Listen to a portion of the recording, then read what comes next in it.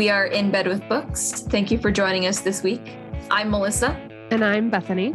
If you'd like to find us outside of wherever you're listening from, then you can find us on our website, inbedwithbookspod.com, on Instagram at inbedwithbookspod, and find us on YouTube for video versions of the podcast and bonus episodes. So let's jump right in.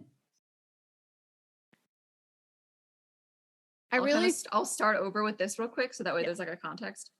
Not that we'll ever reference it because I know for a fact I started using this like reading notebook at the beginning of season 2. So the very first book in it is King of Scars. And I take like probably 4 or 5 pages worth of notes for everything. Not once have I actually referenced it for any of our episodes. Yeah, because I said that I was going to start writing notes and I was like, no. Yeah. I mean, it just didn't happen. Yeah. And so you gotta I bring vibes. Yeah. And Melissa has the detail. But but that's why I remember things. Yeah. Like you always joke about like how you're like, how do you, it's like that. Yeah, exactly. Because you've written it down. But you were saying you put them in, you put your theories in there. And I'm like, I really like what we did with this book where you had it finished before me. So then I could just like spew things at you. Yes, and I really enjoyed that because it's rare. Usually we try and kind of go at the same pace and like finish it at the same time. Yeah. And I think there was one time when I finished before you and it was Crown of Gilded Bones. Yes. And I would still spew things at you and be like, oh my God, you have and you were just like, I'm not there yet. Please stop.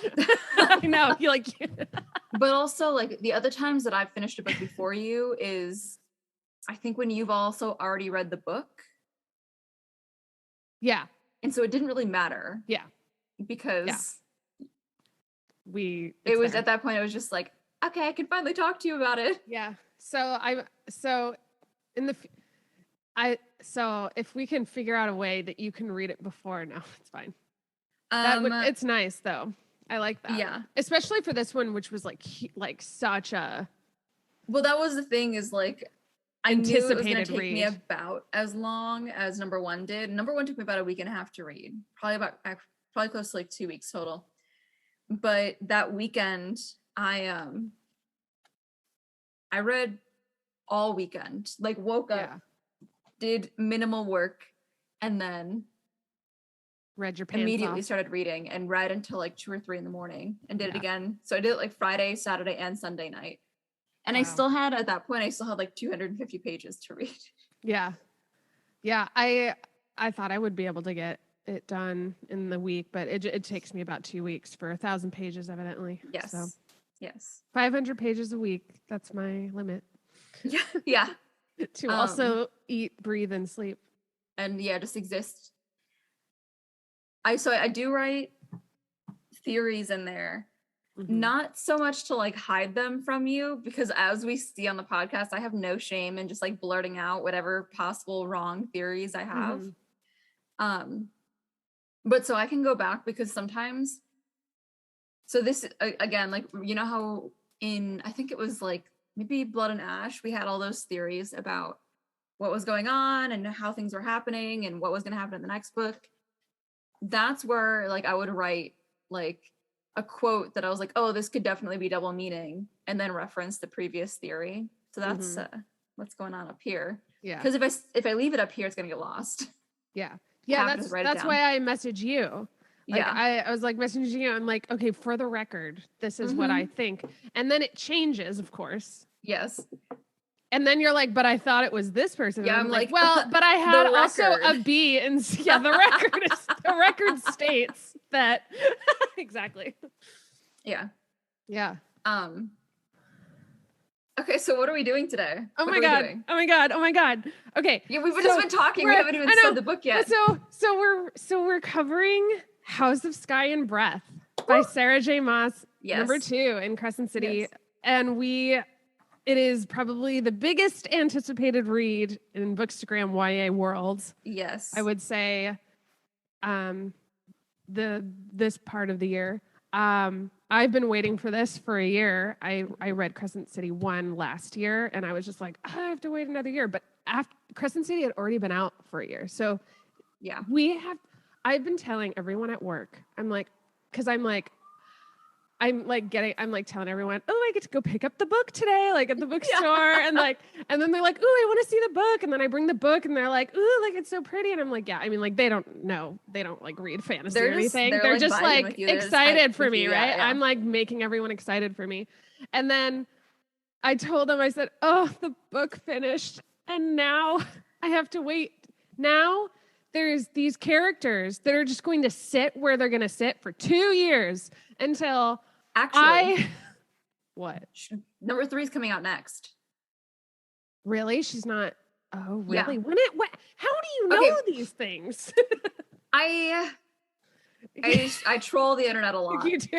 I am not like an internet troll, but I'm in there digging. You're trolling. I'm digging for garbage. Is what it is. I'm like in the very traditional sense of a troll.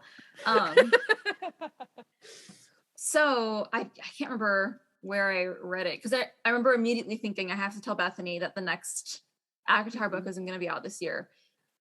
It does make me think maybe. Okay, we're going to get into. I'm just going to say this right now. This will 100% have spoilers. If you have not read the book yet, then do not listen to this episode. Yes. Sorry. Sorry, not sorry. Yeah. For those of you who have read it. Yes. Yes. So, because what I'm going to say is like major end of book spoiler. Yeah. So because we see Rhys at the end. Yes. It's unclear where in the like their timeline it is. And so I'm wondering if the reason this one's coming first is because the next like the two, let's see, there's like 2 parallel timelines. And so the next book in the like Thorns and Roses series is actually after the 3rd Crescent City book. Possibly. That's my theory. Yes. Which, as I just stated, are frequently wrong. So God, to say. Always, especially when we were like, ooh, Jasiva's gonna be like a big, she was just pretty small. I think she will in the next one. I think okay. We stand by that, right? Like, yes, no, I stand by that. Especially because the Underking had that line where he was like, oh, just Jessica, yes, I know her by another name. Like, that's strange. Yeah, that's coming back. And part of our like foundation for she's gonna be really big was the like epilogue with Adis. And they mentioned like, oh, don't you think Hunt's father would be proud of him? So fast forward to Falling Action of House of Sky and Breath, we find out that the angels have all been like basically genetically engineered. Like they've been bred from like crossing different fae together. So the fact that like Adis is invested in some manner in who Hunt's father is, it's actually like really interesting because they're now like we find out that they're why they're sworn enemies. Yeah. So now I even more want to find out who his dad is. Okay. Let's work backwards here because we have the there's last no other scene. way. There's no other way. There's no other way. We have to. So the last scene when Bryce arrives in spoiler Valeris, pretty sure. Or at least the night court. Pretty sure it's Azriel who finds her because again has a beautiful face. He always has a beautiful face. Yeah. If you want to know how many spoilers I've seen on You've read it all. I have not. I have not even finished the first book yet, and I know these things. Yeah. So so that's Azriel. And then when she's in the room and the people start coming in, the first person that comes in is Amryn. Yep. And she's going to know a lot of what's going on. Then it was Cassian because he's like broader. Huge. Yes. And then Nesta. And then Farah. And then Rhys. So Rhys has the star eyes. And Rhys is the one that she says looks exactly like Hunt. No, Rune. She says he looks like Rune, right? That's what I meant. Rune, yes. So I'm like, yes. She even like she thinks that he's Rune for a second. She calls him Rune, which is so exciting. Yes. We find out that, okay, so she can still speak, Bryce can still speak like the old language. The old language. And so what you and I originally thought was like, oh, this is like the same like same world but different times, is actually the same time, different worlds. Yes. So we got like the time and places mixed up. Because Elaine makes the comment where she's like, nobody's spoken that language for, maybe Amryn does, I can't remember. I think Amryn, makes that nobody's spoken that language here for 15,000 years, which is just how long it's been since since they opened the rift or whatever. The assholes, the Asteri. Thank you. The Asteri have been locked out of that world. Yeah. So Amryn is really, really old. Like you'll find out. She's like not really a person. She's like a spirit demon thing that's just been around forever. And she just embodies this vessel. That makes sense because Bryce also makes the comment that she looks a lot like Fury. Yeah. Well, I think they're alluding to the fact that they have like Asian type features. No, that's fair. But in the same kind of like context when she's like, oh, and he looks like Rune. So we're seeing these connections between these people. Oh, yeah, that's right. Because Fury, we don't know what Fury is. Yes, that's right. Yes. Yeah. We don't know what house she's sworn to. We don't know what creature she is. Because even no matter whose point of view you're getting, if you have a scene, like if they have a scene with Fury, they make the comment where they're like, her strange smell that we couldn't place. Yeah, and they're like, we don't ask her like what house she's from because it's not like polite. yeah, which is also kind of extremely funny. Yeah, because it's the same as like, so like, where are you from? Yeah, no, like exactly. Really, like where are you from? Like that kind of question, which also, in case anyone's wondering, very rude. Yes, exactly. Okay, so we find out about like the prophecy about like the reuniting of the knife and the sword, which I already knew from the beginning of Crescent City. Yeah, that was the knife. Everyone did. Everyone was like, okay. So that was like an egg. That was like an Easter egg of like these universes like might little seed collide. Of like how we at that point we didn't know how they were connected, but we know that they're connected. Yeah.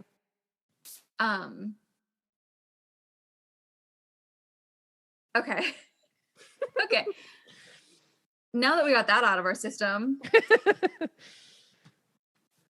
Okay, I feel like we should go through some of the characters because this brought a lot more characters in. Yeah. And we had a lot of comments about everybody throughout the entire thing, like our entire reading it. And so I'm going to start with one that you're probably expecting, Celestina. Fuck Celestina. I fucking knew she was going to be a snake. I fucking knew she was going to be some fake ass, like positive vibes only kind of bitch. Is this your like hate character this episode? I called it. How many times did I tell you like Celestina's too good to be true? I don't trust that bitch. So many times because she was.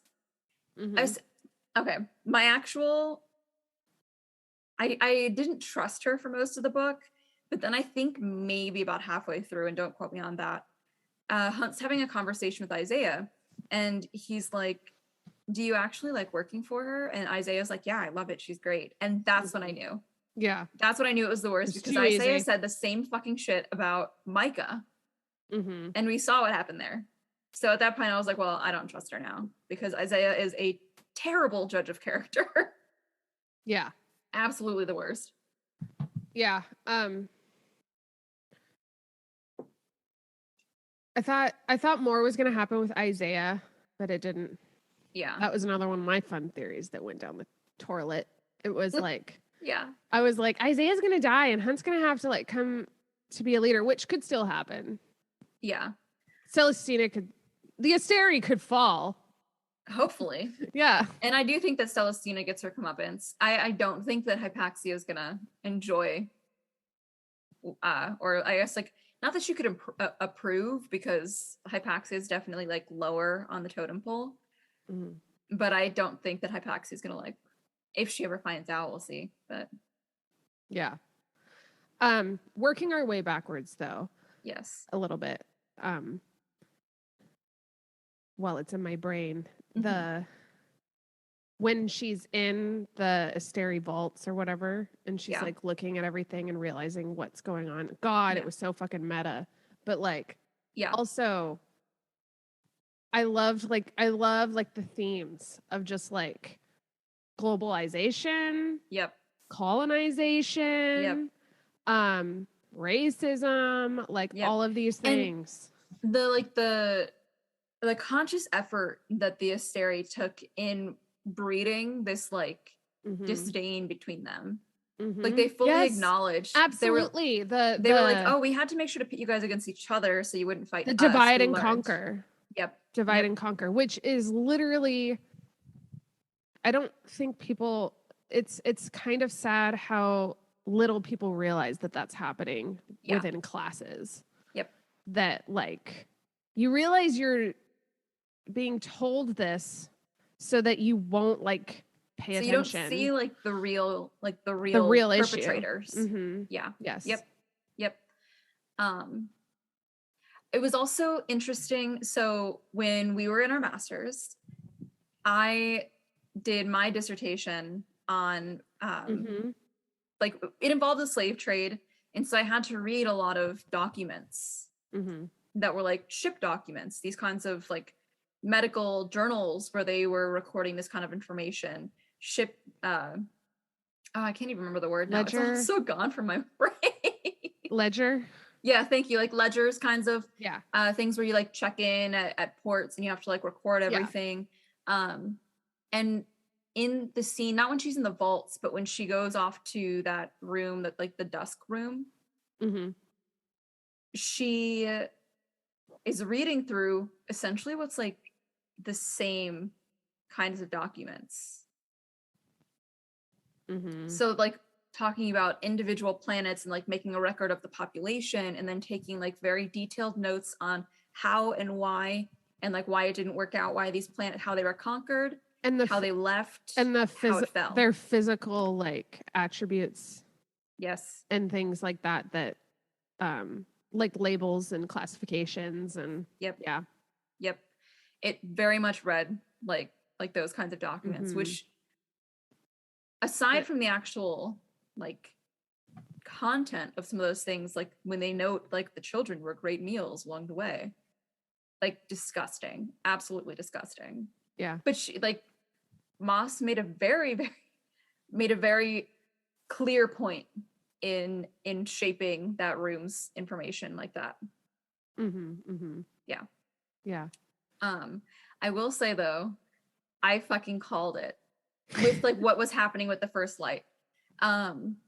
Right. I'm gonna reference my reading notes. Yes. Let's see what chapter I called this. We're gonna check a box today, everyone. Yes, we are gonna check a box. And I know I wrote it in all caps. Hold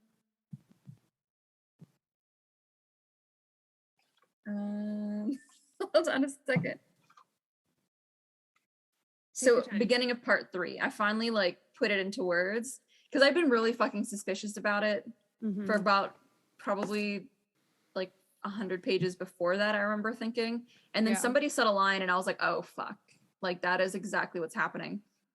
And so that's like reason number 2 why the Asteri were so angry with Hunt and with Bryce, because Bryce had this massive first light explosion that like lit up the entire city. It was how many hundreds of years worth of these people's magic put in there, right? And it didn't go into the system. They didn't harness it because it got used immediately for that. And somebody makes a comment about how she has a little bit left. I think it was the Underking, because she didn't do it in one of their facilities where they like capture it. Are you talking about the drop or? Yeah, when she drops. Because she did it out in the open, they were able to track it because like Declan's a tech genius, but they weren't able to take it and use it. Right. And so this would have given the Asteri like crazy high. Yeah. And they couldn't use it. Yeah. So I guarantee you that also was like pissing them off. Yeah. Big fuck you. Yeah, and she didn't even realize it. Project fuck you. Yep. Okay. Okay. Okay. Characters or sorry? Yeah. What were you thinking? Cormac was the other one that I Cormac, wanted to talk about. yes. Oh my God. So I had a feeling that you were gonna kind of love him by the end, and I know you did because he was like the Victor, the Holland, the sacrificial dad character because he had major dad energy. Although I also feel like Therian did as well because I got really excited when Therian and Ethan were going to be like little buddies. Yeah, same. Okay, let's talk about those three actually because all of them by the end I was like, oh God, I feel so bad. Yeah. I hated Cormac at first. Yeah. Obviously, like he's kind of a misogynistic asshole. Yeah. Fun fact, quick tangent. Alphas are more often than not okay. So like we've all seen like the viral things about how like the guy who coined alpha wolf or like alpha in like wolf packs has actually like rescinded it. It was very much this product of the wolves that they were watching were not well taken care of, and so it wasn't like a good example of wolf community. The way to actually identify an alpha within a pack is to find the one that is the most nurturing and the most protective of the rest of the pack. Not for the one that's like the strongest, but the one that stays behind to make sure everybody's catching up. The one who checks on everybody to make sure everyone's eaten. And so I find that really interesting because she's always joking that like Hunt is the alpha hole, but it's always in moments when he's really caring about her. Protecting her. Yeah. So yeah, that's a good point. Fun little tangent. Really cute. Yes. I love that. Okay. So he's Cormac is a misogynistic asshole. He's like, the reason your star lights up is because we're destined. And it's like, first of all, gag me, disgusting. Well, so I thought all of that was a ruse for the rebellion. His engagement and his because that was kind of in public to kind of feel I'm them talking out about before we found out that it was a ruse. When he said that, we didn't know it was a ruse yet. Yeah, that's what I'm saying. So I think he was because he was kind of on show at the party. Yeah. But so you were before you. I'm saying before you found out, you were like, he's an alpha hole. Yeah, before. Yes. Yeah. Okay. Because he said that when he went to go see her in her office. You will be my bride. Yeah. And it's like, first of all, fuck off. Second I of all, was honestly waiting for like something real creepy to happen. Same. Exactly. Yeah, he had major creeper vibes. Yes, I agree. Huge creeper vibes. And then when we find out that he's actually Agent Silver, my first thought, he's going to die. Because they would not, authors don't make us hate a character that much to flip us like that if they're not going to make us immediately fall in love with them. Yeah. To kill them. Yep. So that way when they die at the end, you cry.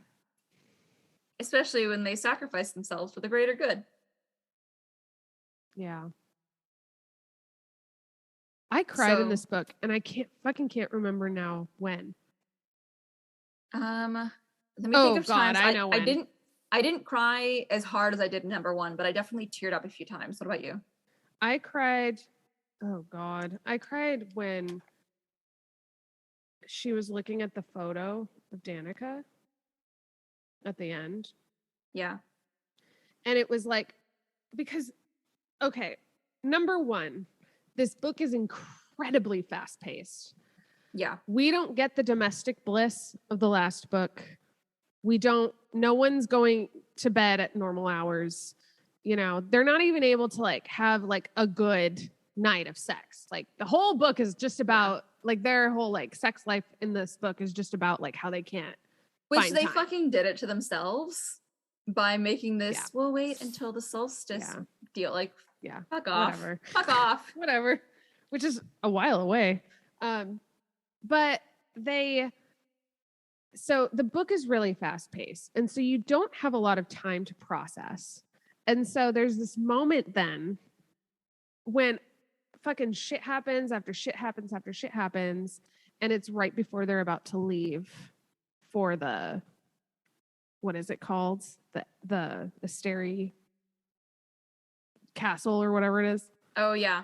Whatever that's, I can't remember. Yeah. The Eternal City. Yeah, the Eternal City. Before they were about to leave because they knew that they might not come back. Yeah.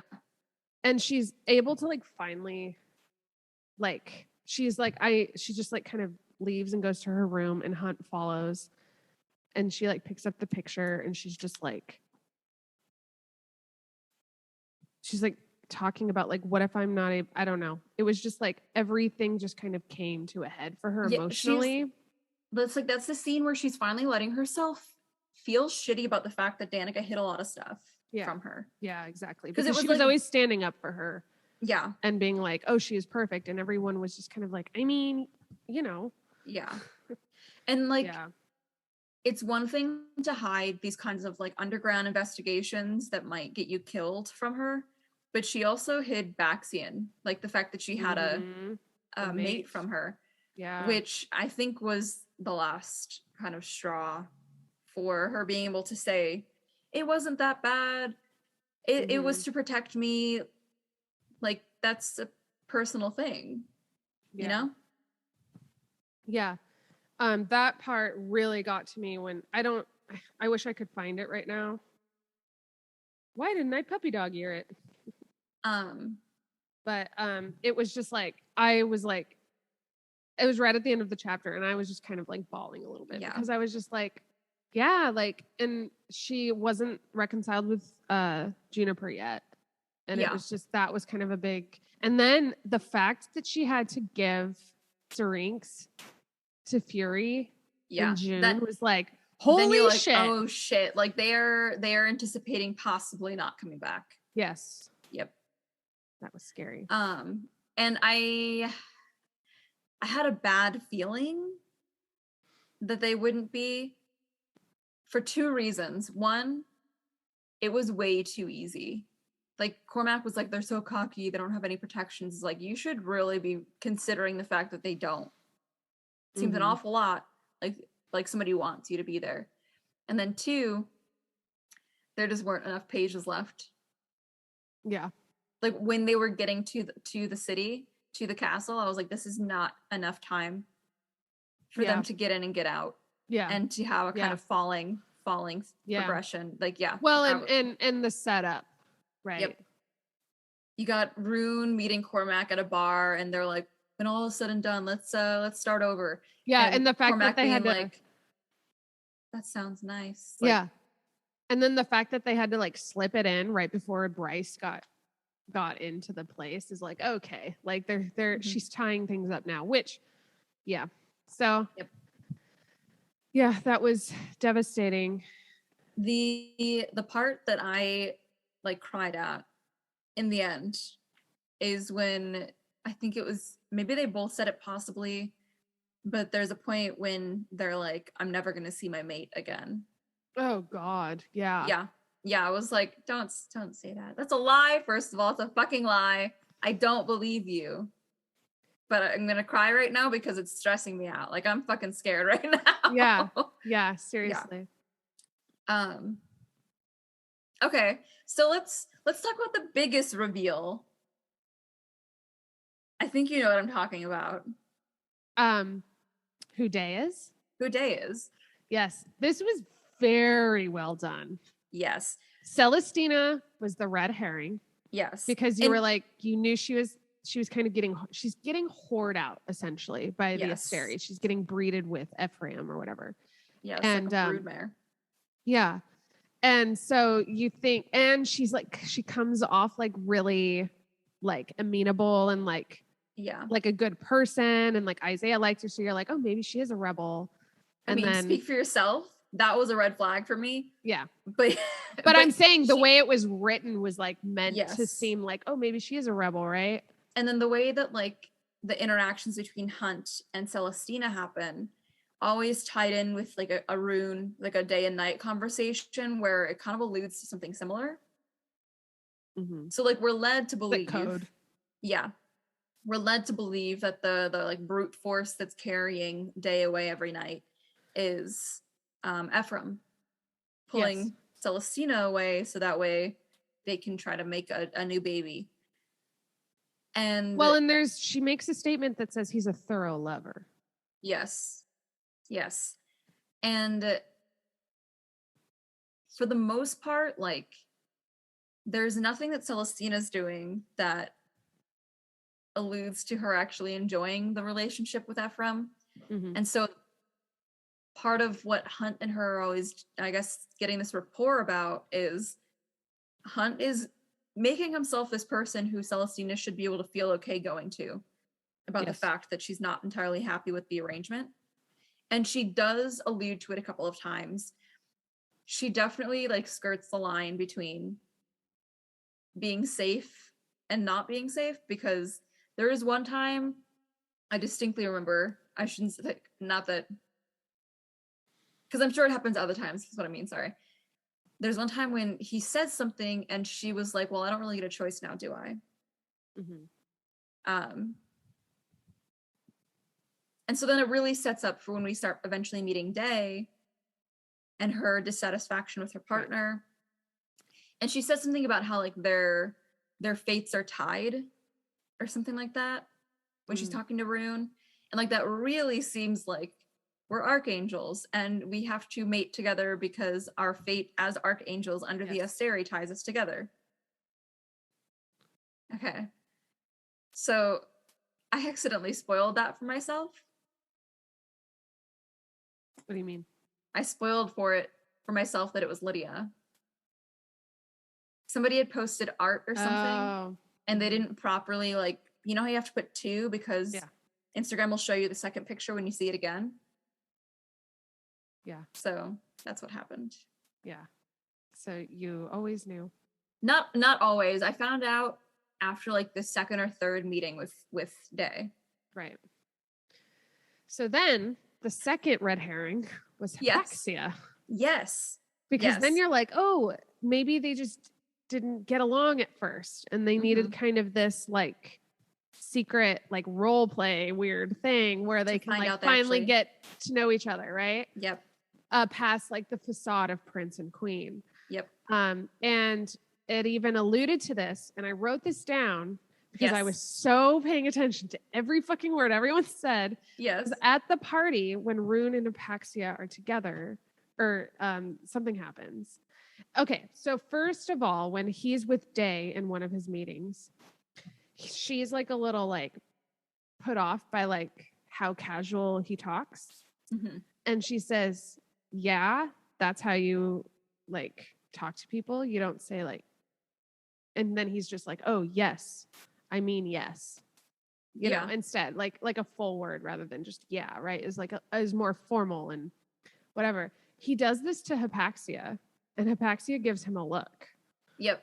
So then you're like, oh, so he says, he says, yeah. And then he goes, yes, I mean, yes, which is like literally word for word what he told Day. And then Hypaxia has a look. And so then I was like, noted. Yeah, exactly. Like, okay. Exactly. Yep.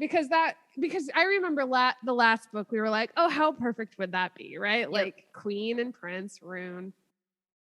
Then, go ahead. Yeah, no, go ahead. Then he goes to the meeting place and the harpy's there like, what are you doing?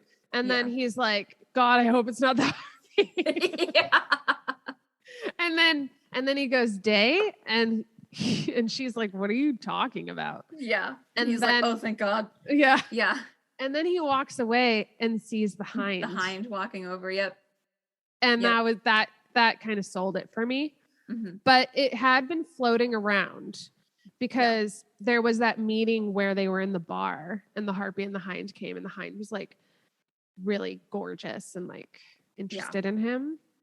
I mean, just not interested, but just like noticing him, I guess. Yeah. And I was like, ooh, that would be good. And I like crossed my mind clues. That I was like, that would be really good. That like she's actually undercover there. And she has because there's also that time when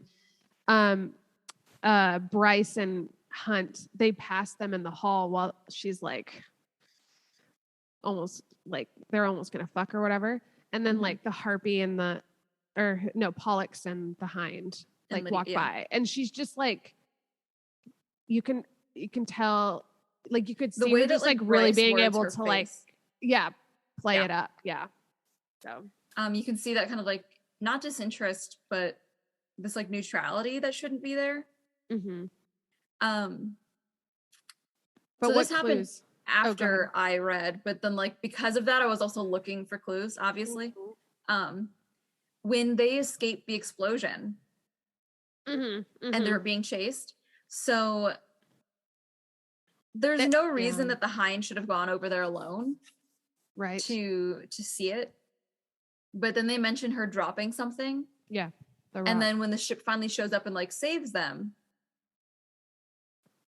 I can't remember the lady's name, but the mer person who Sendes. Thank you. Yes, Sendes. I love her. Is like, we called for us, and they're like, no, we didn't. And then they all just kind of assumed that Bryce did. Yeah, it was by like lighting up. Mm-hmm. Yeah, and I was like, that's not what happened. Yeah, y'all are cute, but you're dumb. Yeah. So. Yeah, but if they weren't dumb, we wouldn't have a book. So.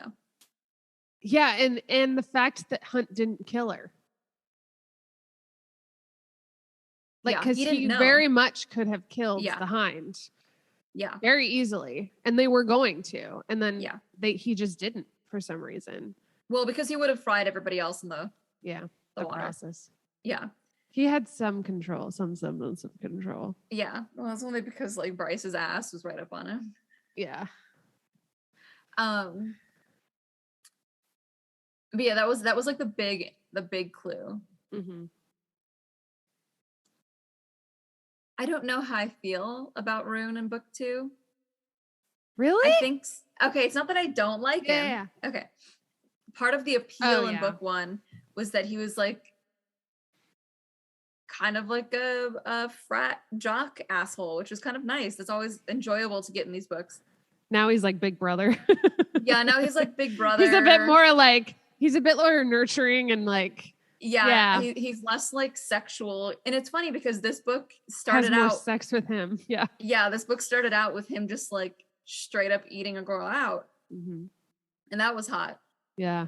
And then I don't know, maybe it was just like seeing his feelings. I was like, I'm not here for feelings. Right. I'm here for a little bit more sex, which the sex was good when we finally got it between them. That was fun. Yeah.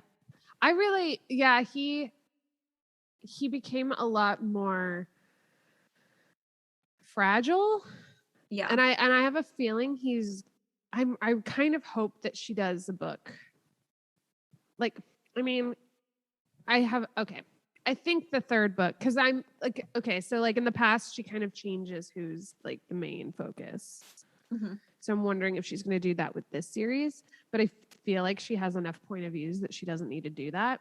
Yeah. And now that Bryce and Hunt are separated, that can like stretch out longer, because that's the thing, is you have to keep the romance between the main characters hot enough. And she does this by separating them. Spoiler alert. You have to, yeah. For ACOTAR.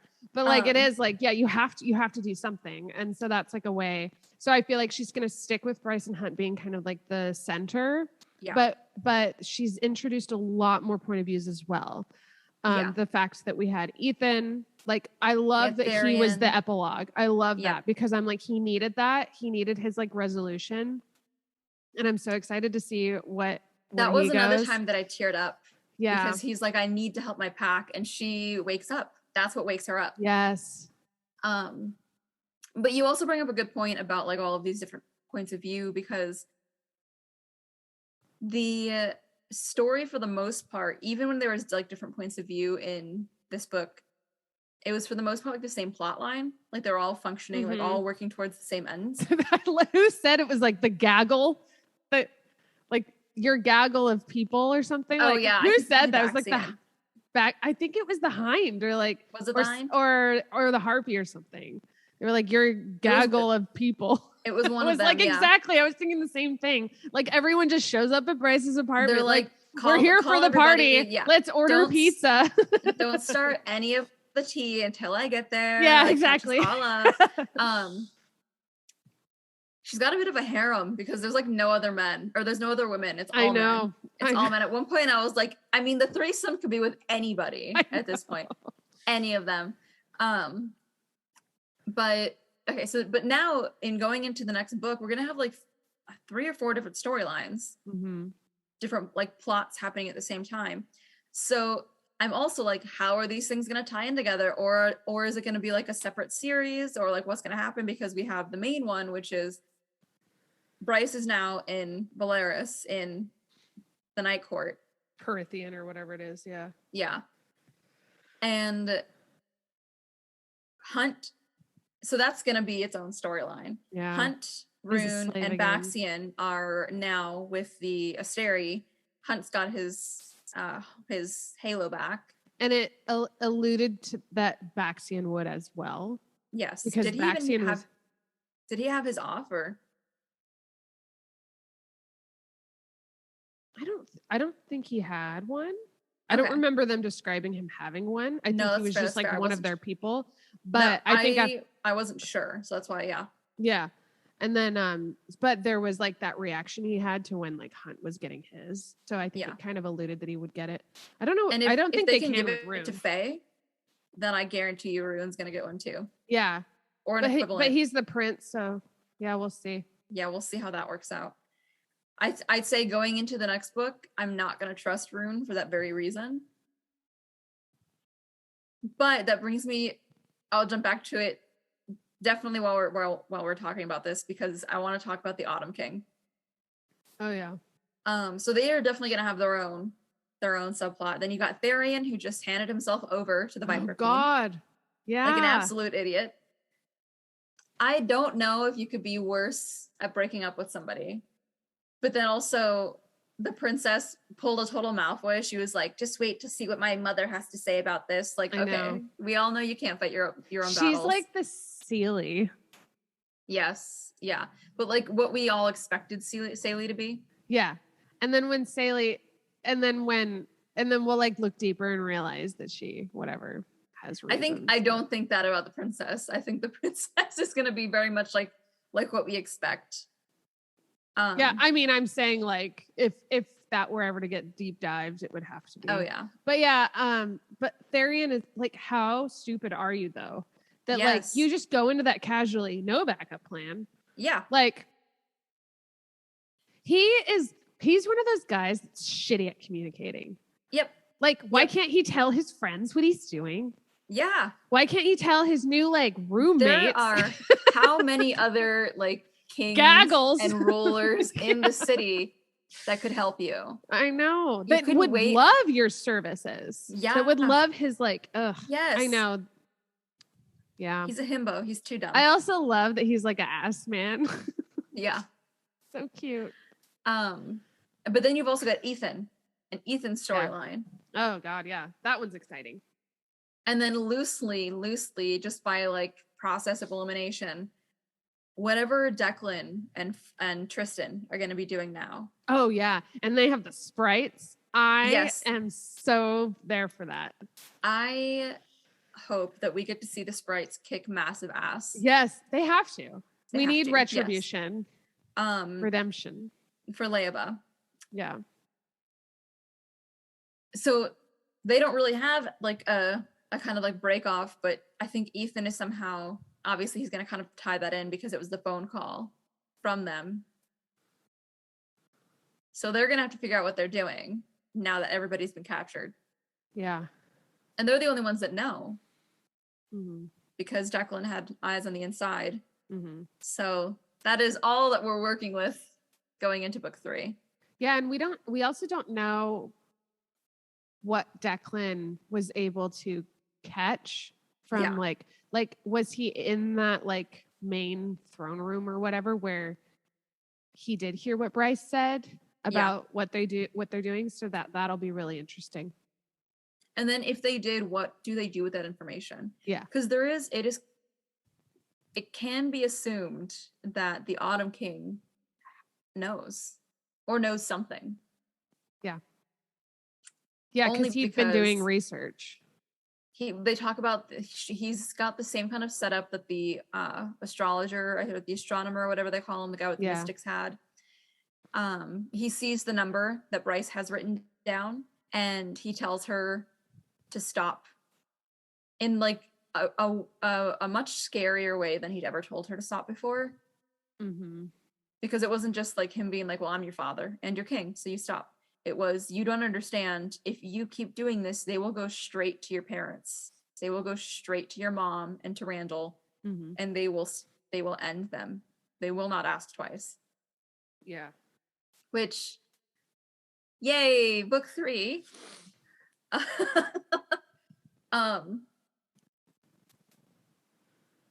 Also, the fact that we find out that everybody kind of assumes that he killed the last Starborn out of jealousy, and he didn't. Right. No one knows that. He hasn't told that story yet. Yes. No one's asked. Yep. So that'll be interesting. I think there's like more to the Starborn narrative that we have to, I mean, obviously there's more that we have to find out because we found out quite a lot and it just kind of left more questions.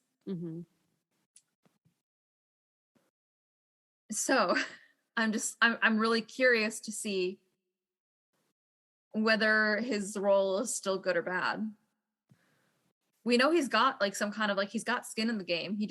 He hasn't played his cards because how many times did Rune say, my dad likes to play games for centuries. His cons go on for years. I could never. Yeah. Multiple times. So. Sorry. And I think he knew that Cormac was a rebel. Right. Because he's an asshole and he says something to Rune about like, he's the son I never had. You're the son I got stuck with, which was terrible. Yeah. I should clarify, as much as like I find the Autumn King interesting, I do not like him as a person. No. Yeah.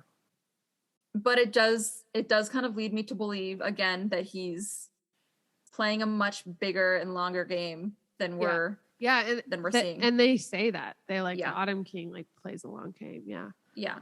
And like not just for his own power. I think he's less interested in his own power in that sense and more interested in bringing them down. That's my theory. So Autumn King's actually on their side in the long run. Interesting, yeah. Yeah, but like obviously he can't just like play all your cards like that. He's like what you wanted Celestina to kind of be. Yeah. Yeah. That's a good theory. I think it might be on. Not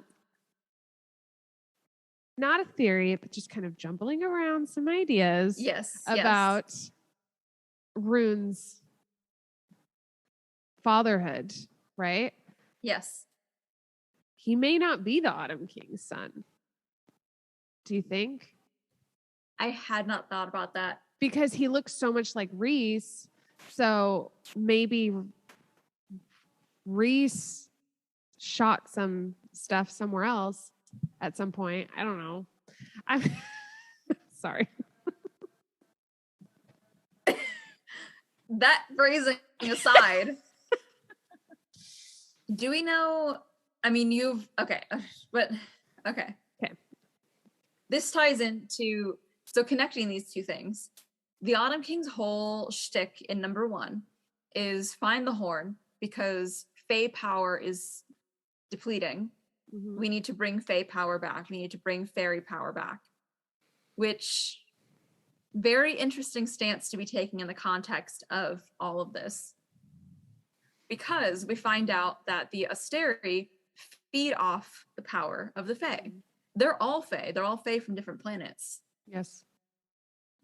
So, because there hasn't been contact, and this is kind of a question for you as well, somebody who's read all of like ACOTAR. How long generally can they live? Who? Fae. Fae. I think what we know for sure. Sorry. No, go ahead. Well, because what we know for sure is that the Fae line that Bryce and Rune come from comes from this planet. Yeah. Comes from the same world that like ACOTAR is in. Yes. Same language. So my idea is that like at some point the rift or whatever was opened, right? When that old language was being spoken, that Amryn said was like however 15,000 years 15,000 years ago. So that is where they were the same Fae. And then they branched off. And then the old languages just kind of got lost, but that was the old language that they were. I don't remember how old Rhys is, but I know that like it's in the hundreds. Yeah. I think Cassian's like 500 years old. Because it's about like, as somebody who's only read the first one so far, it's about how old like Lucian and Tamlin say that they are. Yeah. So they also, Rhys and Cassian, like, and Azra all grew up together. Mm-hmm. So not so in the it can thousands, be assumed, unfortunately. Yeah, like, but it can be assumed that it's really only a few generations, right, that separate them. Right. So, or maybe they're brothers, like, yeah, or just because Rhys is like older doesn't mean, But so yes, 15,000 years old. All that is, that's a clean timeline. But the war with the Horn was only like 500 years, wasn't it? Yeah. No, it was 15,000. First wars. Yeah, I don't remember. Oh, shoot. Yeah. Let me Google it real quick. Yeah.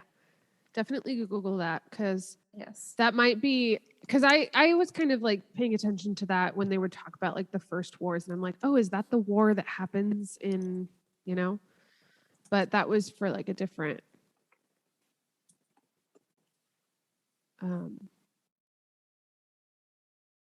reason.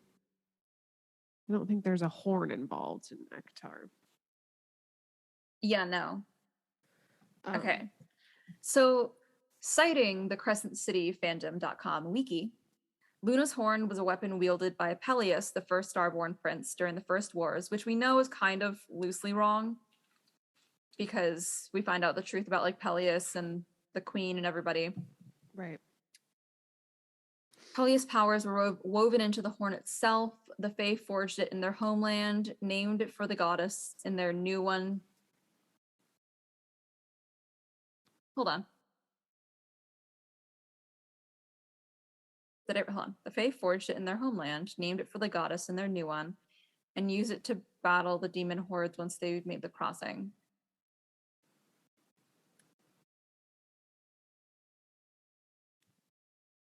When was it, though?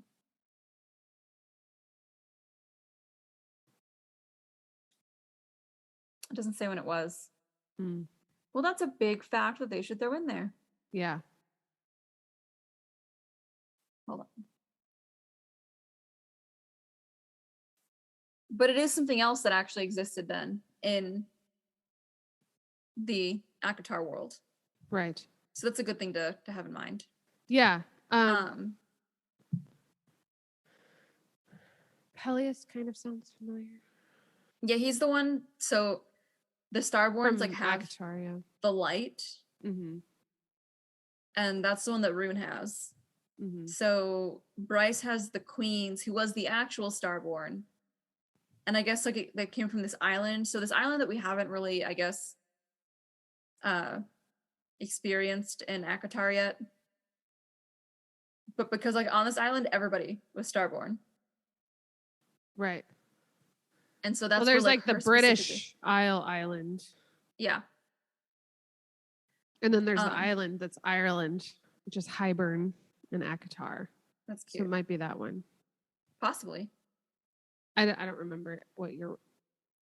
Well, no. That's so many names. Yeah, no, there are. So Peleus, like, killed and then raped, basically. And then at that point, Rune is like, get it out. This is disgusting. Yeah.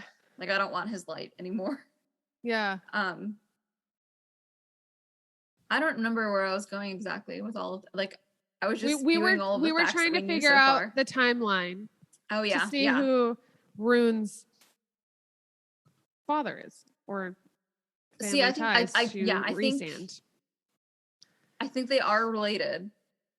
And my guess is that so people would have come through the rift, obviously, when the first wars happened. But I wonder if somehow, like, they've essentially just got, like, parallel parents, if that makes sense. Like, Rhysand's parents come from, like, they both of their parents come from the same lines. They're just, like, siblings. And so, like, they're cousins of cousins of cousins. And genetics have come together to make two very nearly the same looking people. And it might just be like an explanation to like, oh, this is why Hunt has the powers that he has, kind of thing. Because Reese is the most powerful. Are you talking about Rune or Hunt?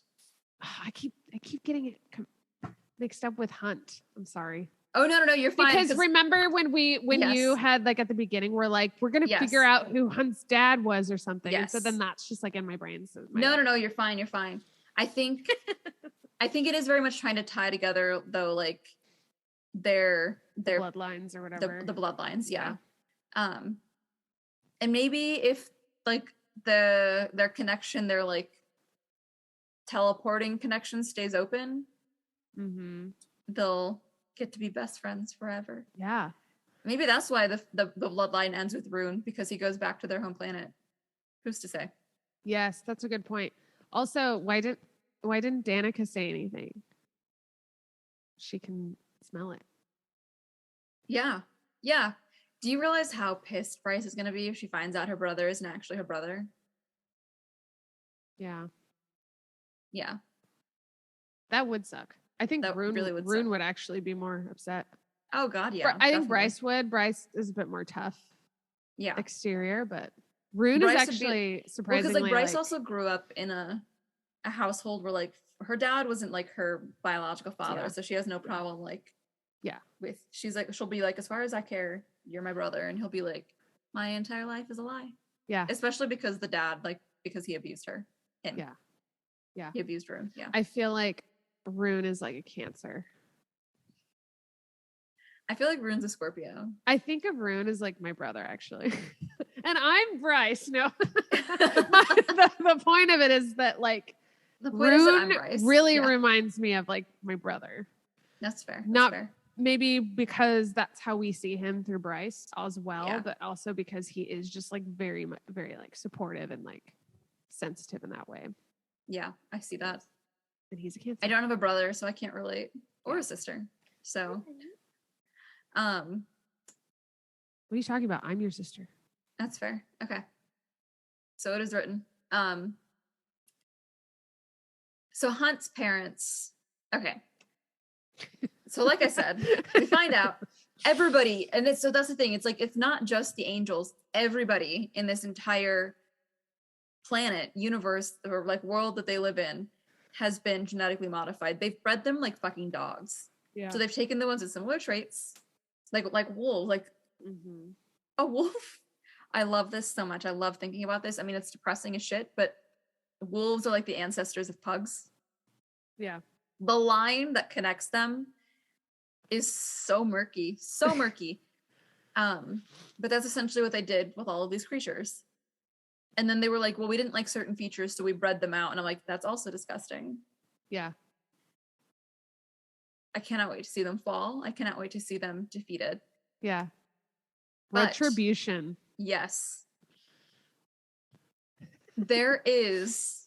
So this brings us all the way back to the very beginning of the book, where they're in the like the lobby foyer of the ballet house, and she sees those like, it reminded me of the Parthenon, honestly. Yeah, it was like a relief or like the relief sculpture of some kind, where they're seeing like fae legends and stories being like depicted.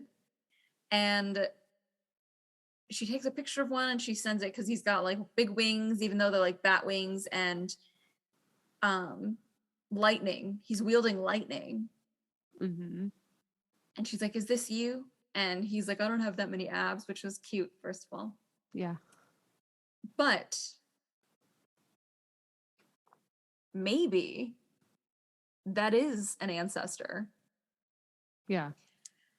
The question is... Or maybe that's Hunt.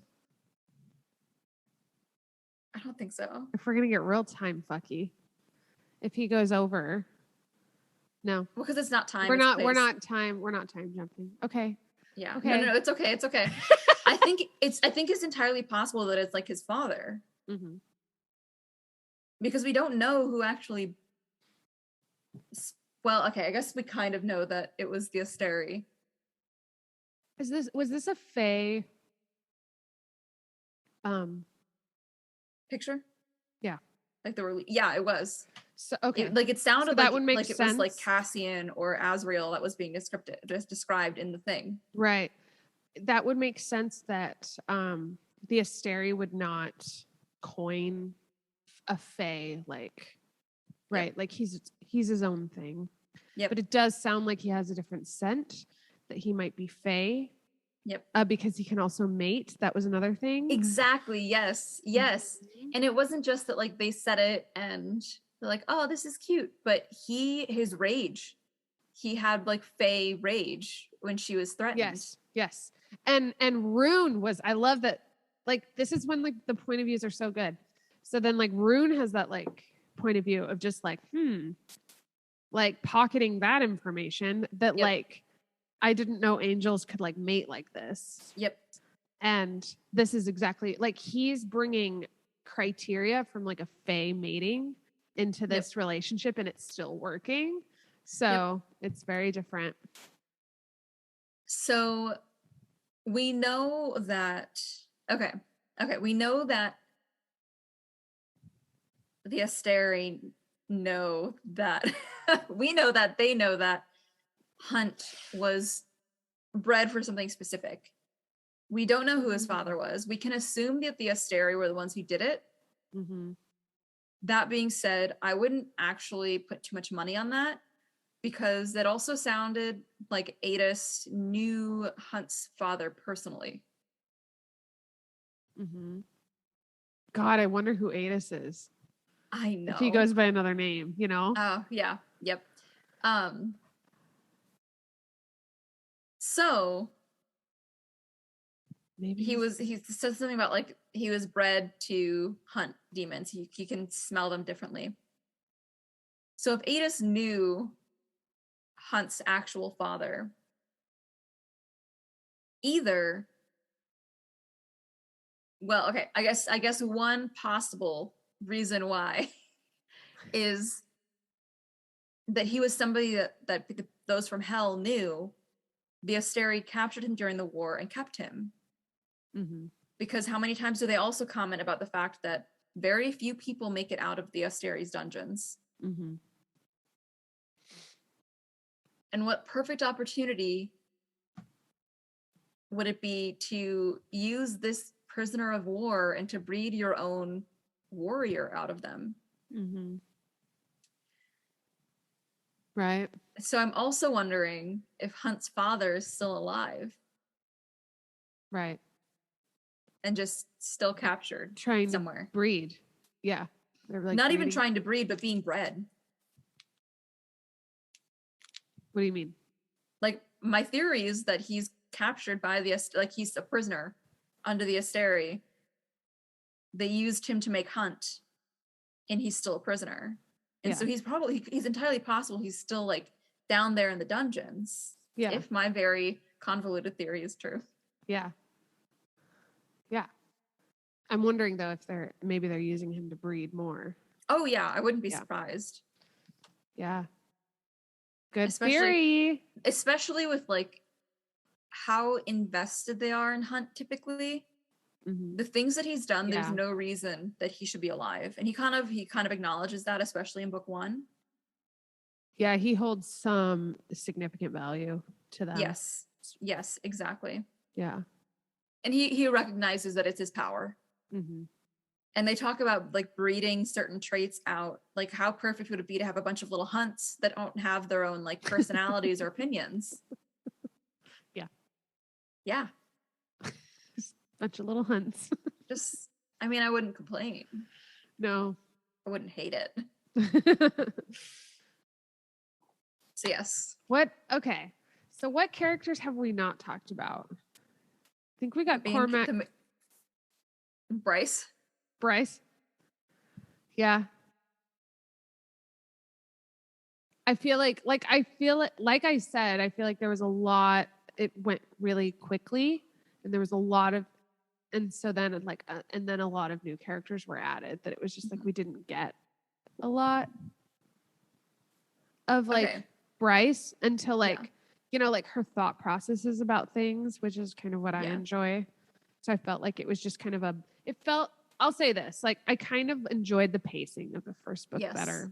Yeah. This book was a bit more, it was just kind of shoving plot a bit. And there were times when I kind of had to like, I would get a little tired and need like a break, you know, because it was just like really fast paced. And so what were you going to say?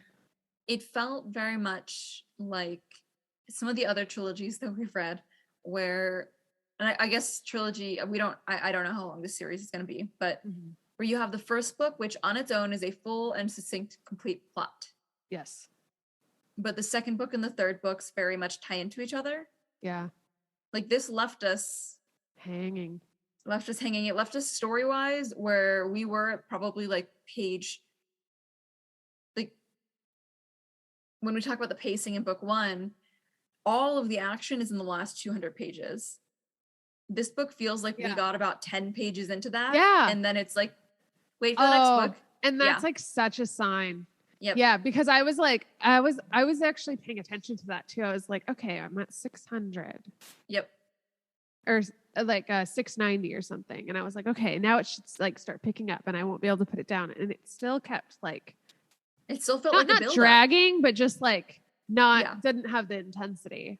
Yeah. And then I was like, oh shit, like it can only end in one way where it's not going to be resolved. So exactly. Yeah. If we're saying things that bothered us, and this isn't like even a big thing, it really bothers me how much she says male. Because she also uses it when she could just say like them or him or he. Right. She's always like the male. Yeah. And it's not, in book 1, I was like, oh, it seems like it's more Bryce who says it, but everybody says it. And I'm like, it's like every time if you were to say somebody's name every single time, like that gets annoying after a while. Yeah. I got really annoyed with that, but I think I really noticed it when I read ACOTAR. Yeah. And I'm wondering if it's a Fae thing. But maybe, this one, it's like it kind of crosses other and it's hard to tell if it's a Maas thing or if it's a world thing. I do think it's a world thing. I hope it is. Because she does it in ACOTAR a lot. I don't notice it as much in ACOTAR. It's not even female though. Like it's weird.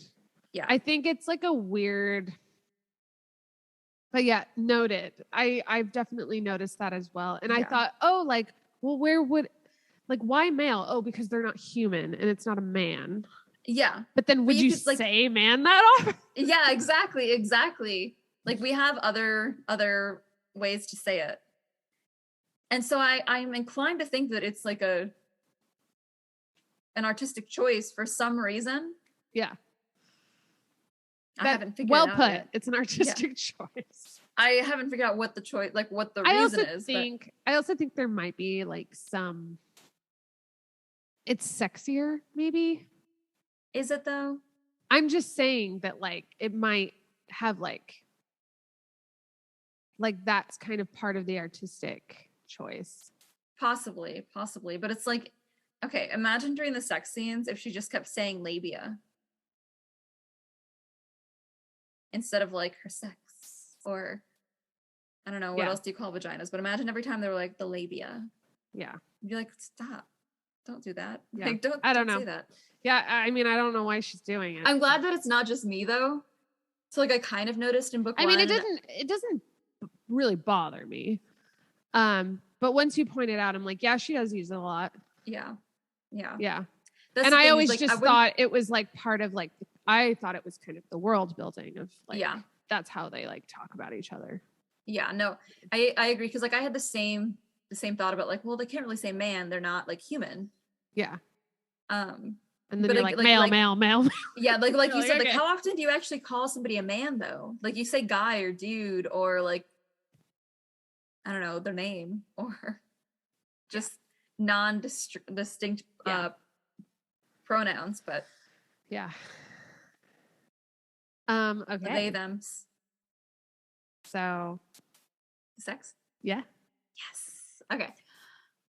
You go first. I've been talking a lot. Okay. Okay. This one, there's nothing she does a good job because it's really hard to keep one couple going for 2,000 pages. Yeah. Yeah. And so they haven't even had sex yet. And she's like, put a pin on it. Yeah. Obviously I'm not complaining because I like, I even messaged you this and I was like, a new form of edging I've created. Oh God, that's right. Yeah. Yeah. Where I was like, that's what she's doing in this whole book. Yeah. She's just like giving it, it's like a slow burn, like the first one. She honestly scared me to death because before we find out what their situation is, when they're like in the lobby and everything, Bryce says something along the lines of like, our current arrangement, like implying that they aren't together. Yeah. And I was like, I swear to God, if I'm about to find out that Bryce and Hunt aren't actually together, I'm gonna throw this ebook so hard. So hard they're gonna refund me for this book. Yeah. That is not what was happening though. So yeah, crisis averted. But there was definitely they kept like the flirting. That was nice. And then everyone just kind of keeps coming into their apartment. Like, yes. So like so much going on. Everyone needs them at once. They even say it's been a busy summer. Yeah. I'm trying to think of the first one, which is the BJ. Yes. Which I was a fan of. Yes. Yep. Naturally. Yep. It was good. It was good. And so we didn't get this when we had the blowjob scene in Crown of Gilded Bones. But it's from Hunt's point of view. Yes. Which I think made it a lot better. Well, also Shadow on the Ember, I think, was in her point of view. Yeah, because they don't do the male point of views in those ones. See, look what she has me doing. What? She has me saying male. Yeah. You're going to be one of those bitches. Yeah, I'm going to be one of those. But yeah, like having it from Hunt's point of view was nice. Yeah. Yeah. Yeah. And I love kind of just like the regular sex aspect of it. It's nothing crazy fancy. They're not on a balcony. They're not like in an elevator. It's not kinky. It's literally like he's laying on his back. Yeah. She takes off her shirt and is like going to town. Like it's like married couple almost. Like it's very cute. I liked that a lot. And it was supposed to be their first blowjob, wasn't it? Mm-hmm. Yeah. Yeah. Which is good. She's put her hand on it, but she hasn't like done it anymore. So that was cute. I really liked that. But because like the next one, which was him eating her out, was in the middle of the gym, and he's used his lightning to lock the door, blow out the cameras, and then also as part of going down on her, zinging her clit. Yeah. Yep. I was at work when I Are you okay? I was in the break room. I was on my 15-minute break, and I was like, because I messaged you too. I was like, my lunch break ends right before this is happening, and I'm like, it's all I can think about. I finally just like take a 15, and I was in the break room like, okay, giving it gotta read my as fast full as possible attention. And I was like,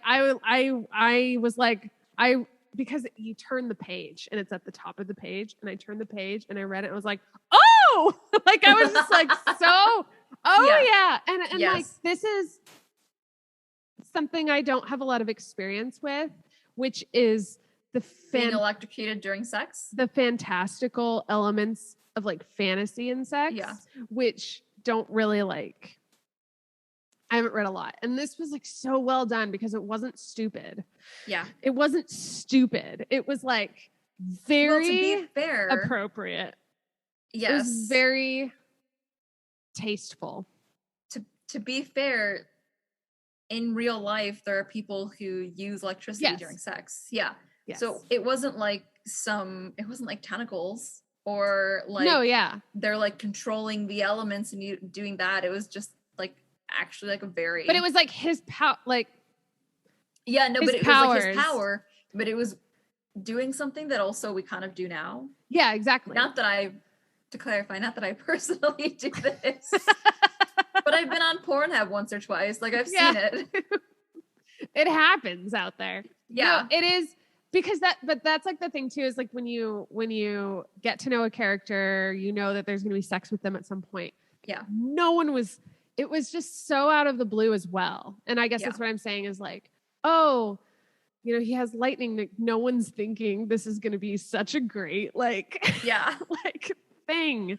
But then somebody might have thought it, but the normal vanillas. Yeah, the vanillas. I guess I'm just saying, like, it was a very pleasant, very, very like masterful surprise, I guess I would say. Especially too, I think, because his power is always used as a weapon. Mm-hmm. Mm-hmm. Yes, because it's always used as a weapon. So I think, joking about being vanilla and everything, that all aside, like they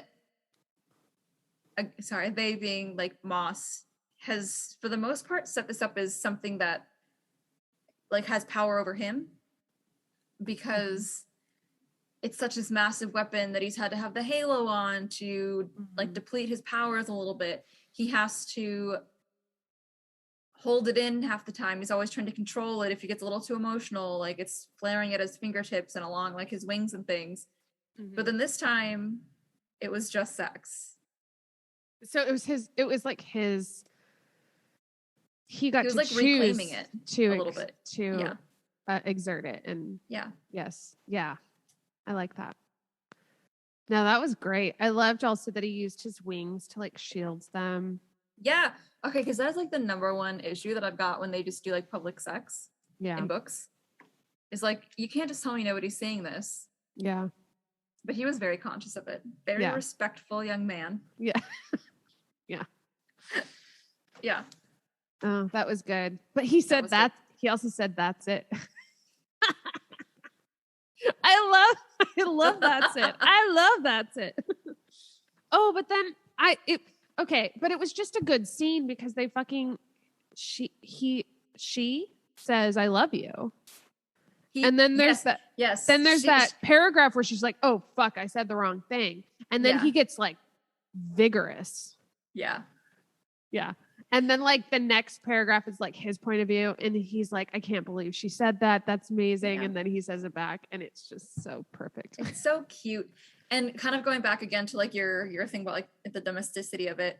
They're just working out. Like they're just, which is so cute. Like I enjoy those like quotidian kind of things that you do together with partners and find enjoy. Like those are things you're going to do anyway. So you do them together because you enjoy spending time together. Like, what a healthy relationship. Yeah. Who'd have thought? Yeah. Yeah. So the first time they have sex. Yes. I feel like the buildup was so heavy. That it was almost desperate. Yes. It was almost uncomfortable. Yes. And like maybe in a good way, like really bored, like really riding that border there between like in a good way and a bad way. Because I would have liked him to be a little bit more proactive.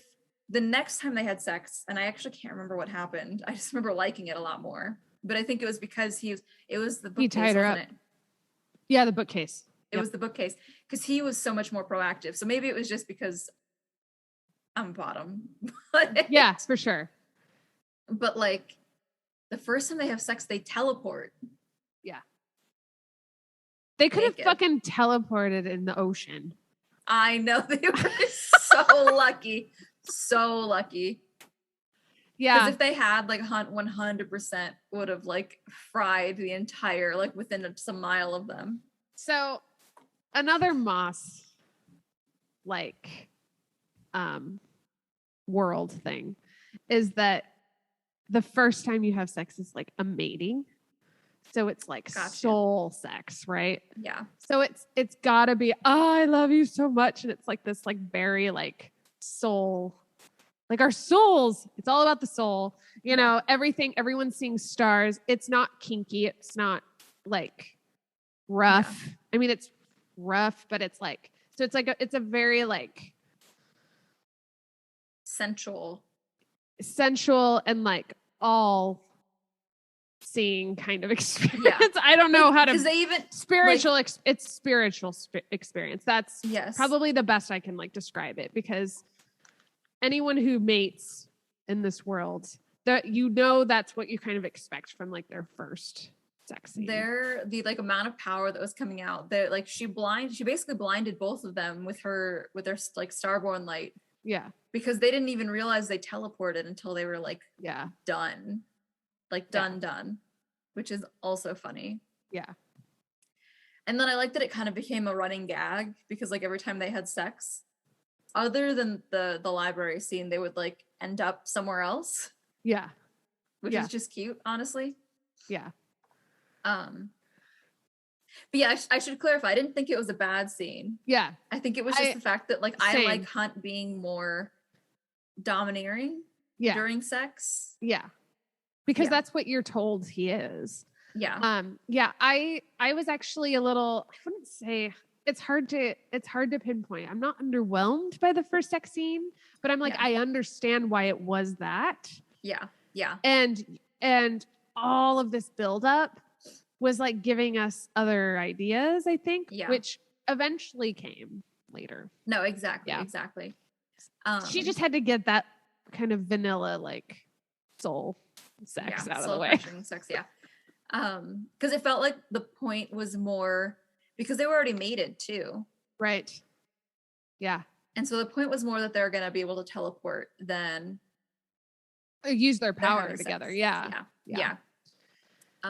I did like the post winter, what is it, the autumn equinox dance celebration of the wedding whole situation, because when she gets home and she's like, let's have sloppy drunk sex, like that was cute. That was really cute. I liked the library scene the most, though. That one was good. The library scene, because he's just like, he can't really stop. They're both kind of angry. They're still kind of, that was the friction is still a little rough between them, because she hid Emil, the whole situation with Emil, from him. And I felt so bad for him, because we get his point of view right after, like as they're fixing the Emil thing. And the last thing he says in that is, I thought we were a team. Mm-hmm. And so I was also kind of like, I feel as though the library sex maybe didn't like wrap that up. Right. But at the same time that they're having the library sex, she's like profusely apologizing. And just before they actually have sex, she admits, she's like, I didn't know if you would care once you figured out he didn't have powers.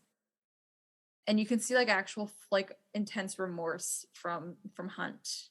Well, and there's that whole inner dialogue Hunt's having when he sees Emil and he sees himself, and that's never communicated to Bryce either. Yeah. So there is just like, and that's what I'm saying too, is like things are happening so fast. Like no one has the time to like fucking talk about anything. Yep. And process. So yeah. He just can't stop himself, and he bends her over and fucks her on the stacks. Yep. Yeah. Well, and goes down on her first. Yeah. She comes, and then. Yeah. Yep. Okay. I liked the detail where she said that he spread her legs farther. Mm-hmm. That was nice. Yep. That was a nice detail. For no reason. Yeah. No reason. Yeah, so that was a good sex scene. What was the next one? The next one was the sloppy drunk sex after the party. Well, there was, oh God, but there was, honestly, the closet was good. They didn't have sex. Oh, yeah. But it was that was hot. I actually, like, when we found out who Celeste, like, yeah, because another one of like Maas's tricks, we find out that Hypaxia loves somebody else. Yeah. When she's talking, I think she was talking to Ethan about it. Yeah. And then in the next scene, we see her meeting up with Therian, who in book 1, like, shared a couple of exchanges with her at the summit. Yeah. They're gonna be tag team next. I think so because they're gonna be more... is extremely powerful. But the way it plays out, you're like, oh, Therian's the one that, because their interactions feel almost kind of like that Austinian flirting too. Yeah. It's all told from his point of view though, so you also have this, like, the rose-colored glasses of everybody loves me. Yeah. I'm an amazing man. He's such a cocky little guy. He is. He's like, I don't see why anyone wouldn't and or couldn't love me. Yeah. Yeah, their rapport is really cute. Yes, it was. So not that I guess so, like, that's all to say that, like, that was a big little surprise. Yeah. Then, because the way that it plays out, like the way it's described is there's a boob out. Yeah. And then it's Celestina and you're like, oh. And then it's with Hypaxia. Like, it almost like pans down. Yeah. From he sees Celestina. He sees Celestina's boob. And then he sees Hypaxia. Yeah. Excellent writing right there. Yeah. Another one of those scenes where it's like, that is perfect for a movie or a show / anything with a camera. Yeah, very cinematic, very unveiling. Yes. In the right order. Yep. Yeah. But I just loved that there's a lot of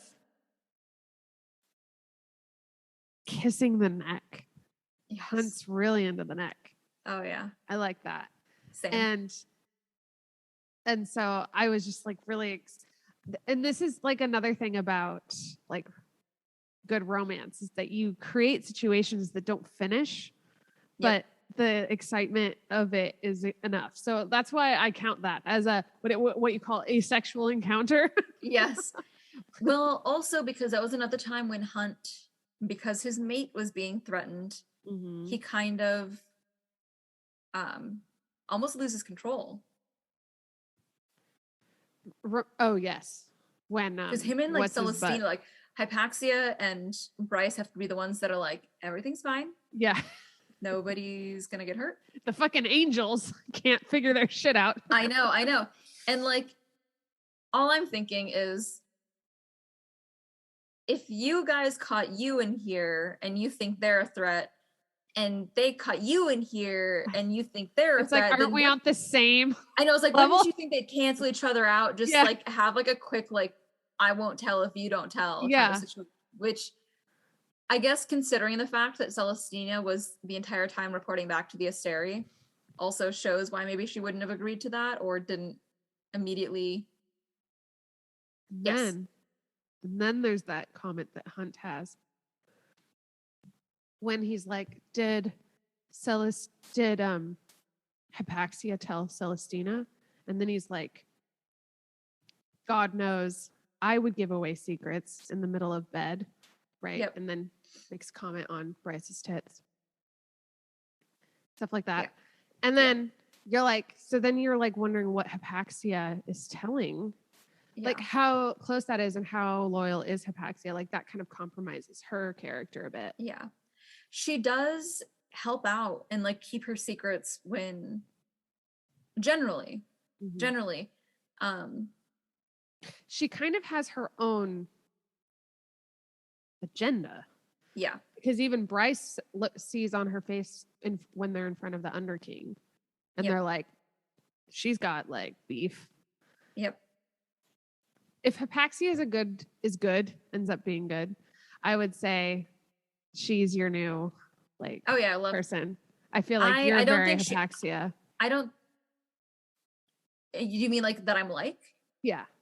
Okay. Like you're new Coco. Oh, thank you. I think she is going to be good. Or I guess I should say, I don't think she's going to be bad. I think she might be like the right Autumn place. King, and she's playing a long game. She's got more going on behind the scenes than meets the eye. I do find it interesting that, like, how did Celestina and Hypaxia even meet? Yeah, that's never clear. Yeah, because she was isolated for most of her life. So it would have had to have been just like within the months like after her mother died and before she came to Lunathian. Yeah, unclear. Just like a question for the ether. Yeah. Yeah. And then Celestina comes from like a really remote place. Yeah. But then you have the Hind and Hypaxia are half sisters. Yeah. So there's definitely that kind of establishes some kind of like circle with the Asteri. Yeah. So yeah, I'm interested to find out. Same. I love the Hind. Same. I love her so much. But let's finish Hunt and Bryce, and then we'll go on to Rune and Day, because Rune and Day. Yes. Okay, so then the next scene is when after the party, and they have their sloppy sex, right? Yes, and they end up on the roof. Yes. But before that, he like ties her up. Yeah. Yeah. So then he gets like dominant. Yeah. And I forget what happens. Me too. I don't think it's very descriptive, unfortunately. I felt like this scene was very short. I think it was pretty like basic sex. Yeah. He ties her up. I think, okay, it's slowly coming back. Yeah. So he's teasing her a little bit. He's like edging like he's gonna go down on her. Mm-hmm. And she's pretty much like, fuck off with that shit. Just like, fuck me already. Yeah. And because he's a nice boyfriend and mate, he starts to fuck her. Well, and I think she calls him Prince or something. Yes. And there's that going on. She's like, fuck me like the prince that you are. Yeah, exactly. Yes. And then I remember specifically also like a line where she talks about him like lifting her hips so that way he can fuck her harder. And then that's how they come. And that's how they end up on the roof. Yeah. Totally normal things to happen during sex. Totally normal. Yeah. I also like during this that we like find out that they're also having sex in between those scenes. Yeah. So we're not seeing the only times they're having sex. Like they're fucking whenever they get a chance. Yeah. Yeah. In the shower, that kind of thing. Yeah, in the shower, in the kitchen, like yeah. Not that this is like a Maas specific thing at all, but like romance generally, they're only having sex when we find out that they're having sex. It's like in the first book that always makes sense because we're experiencing the relationship for the first time. Yeah. But I don't want to hear about every single time they have sex once they're in a relationship because sometimes it's going to be really quick. It dilutes it. Yeah. Yeah, exactly. I want to know about the fancy times they're having sex. The fancy times, but also it needs to kind of make sense. Yeah. It needs to like answer a question or resolve something or add something to the plot between the characters. Yeah. Yeah. Okay, so Night and Day. Yes. Okay, I'm fucking in love with them. Period. Like I want them to have their own book. I love them. I loved Rune. I wasn't. Yeah. Okay, everyone fucking loved Rune in the first book, and I'm like, eh. Yeah. This really brought it home for me. But you love the emotions. I do. I love the emotions. Yeah. And I liked. Oh, I'm so complicated. But I liked that he was he's like this like dom outward, but then he's like actually really sensitive and is like it's all a facade. Yeah.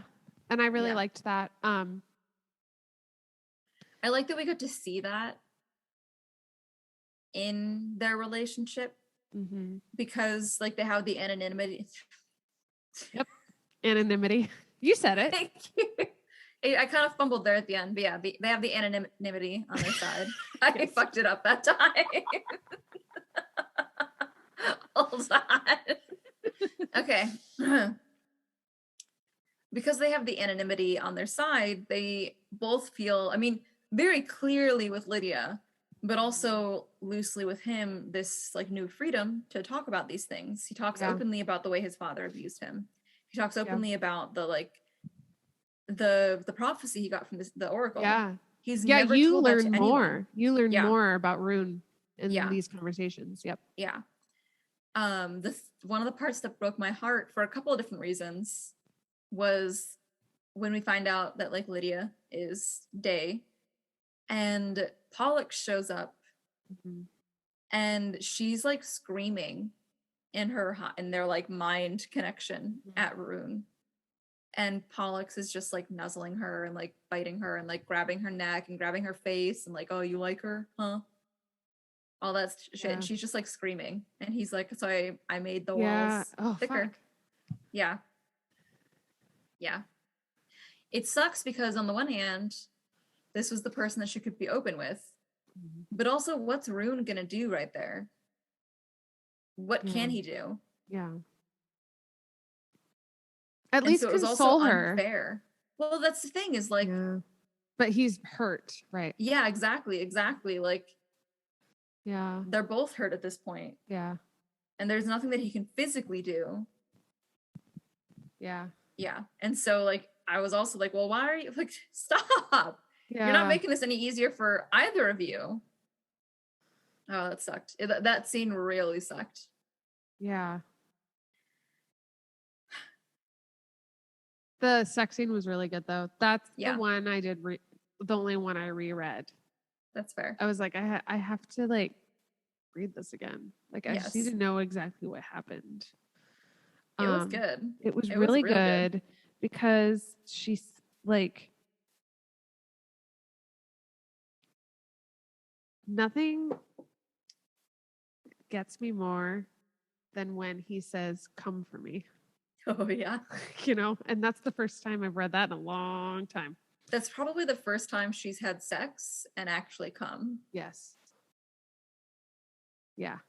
So, yeah. Considering who her sexual partner has been. Well, and I guess another part of his like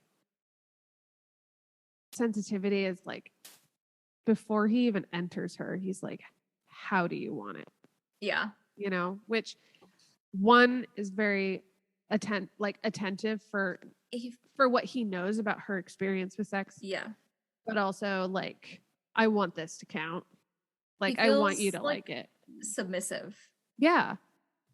But like the kind of submissive where he wants you to say everything that you want so that he can give it to you. Yeah. 10 times over. Yeah. Yeah. Like a very, very a thorough kind. Yep. Yeah, that was probably the best sex scene in the book. That one, and when I think a lot about Hunt eating Bryce out, that one was really good. That was good. See, both of them when they like fucking are confessing shit. You know what I mean? Like there's a lot going on in that scene. It's not just he didn't just eat her out. Like that's not what we're reading here. We're reading much more. Yep. Huh. I think about that one a lot. I think it was because it was the first really satisfying. Yeah. But I think that's when they made it, I think. No, it was, because that was when they said, I love you. And then it was after that when they had the conversation in bed. Right. Yes. About them being mates. Yeah. And that was also so cute, the way that they did it. Cute. Yes. Because she was like, well, I mean, we could say that we're mates. Yeah. I feel like the Umbra Mortis isn't a boyfriend. That was cute. Yeah. Yeah. I liked that. And then I liked that they like talked about their different ideas of mates, which is like so good because it really kind of brought up a lot of like ideas of like religion or like what does marriage mean to you and stuff like the conversations you should be having with your like partner or your mate. Yes.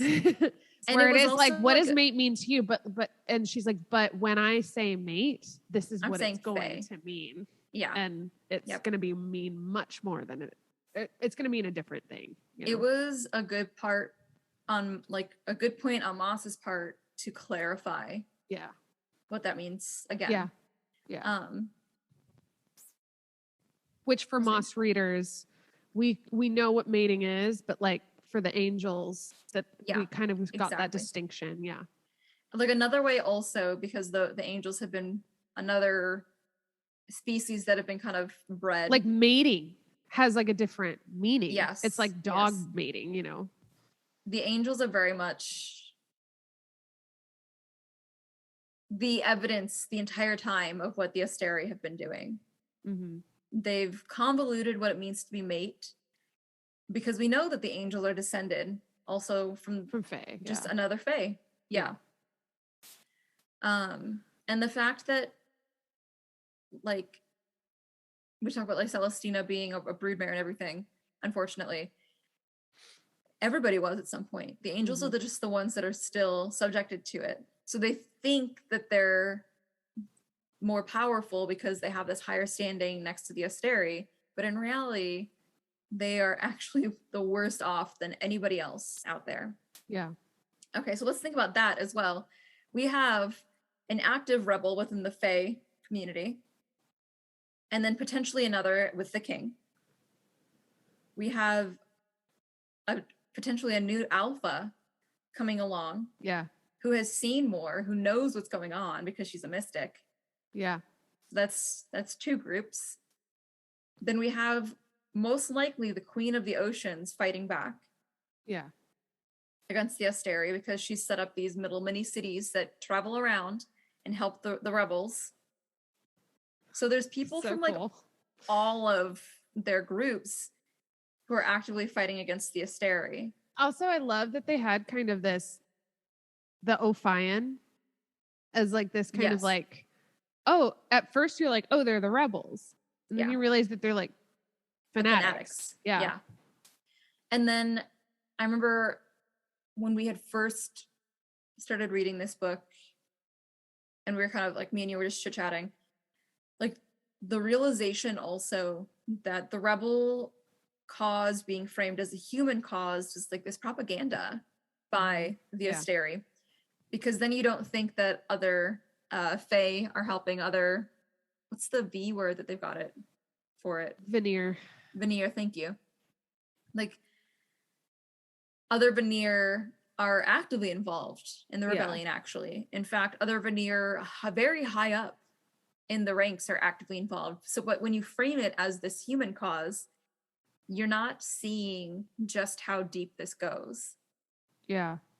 Like a very concerted effort on the Asteri's part to do that. But what it's done on the flip side is they, other than Bryce and Hunt, who they have had a close eye on for various reasons, they don't see the extent of the rebellion. Because they have to keep up that like it's human-led front. Yeah. And so when you look at like Hypaxia potentially, the Autumn King potentially, Ogina, the sea goddess, sea queen, all of these people are possibly and also like canonically working against the Asteri, and they can't see it. Yeah. Which is fun. Yeah. It's exciting. I like that. I like that they noted that, and that became like apparent to kind of leave those possibilities open. Also, General Sendas, I hope her and Therian get together. Yeah. I think that would be cool. She's like a general. I kind of hope that he fucks the dragon. Really? Oh yeah. Yeah. I mean, they'll be sharing a bed at some point. Yes. They'll be like I definitely close proximity in the Viper Queen's den. Yes, forced the one bed trope. They're probably gonna fight. Oh yeah. They're gonna fight and then they're gonna bang. Yes. And they're gonna fight again. And they're gonna bang again. It's good, but it's all gonna be in the ring. Yep. It's part of the show. Yes. I have mixed feelings about the dragon running off, but I also, that's another thing that I feel like they're setting it up for something bigger. Like, I would like to think that she wasn't just being stupid. No, I get massive Nesta energy from her. Okay. Like, I feel like she's just kind of like, fuck you all right now. Yeah. But there's something going on. Yes. Or she has like a past or something and you're whatever. We're going to find out obviously her sordid past. Yes, exactly. Yeah. And I think, so the next book is going to be Therian, Viper Queen, Ariadne. Yeah. And then Ethan, the Lost Fender Alpha. Yes. Declan and Flynn. Yes. Thank you. And then Hypaxia and Celestina. Yes.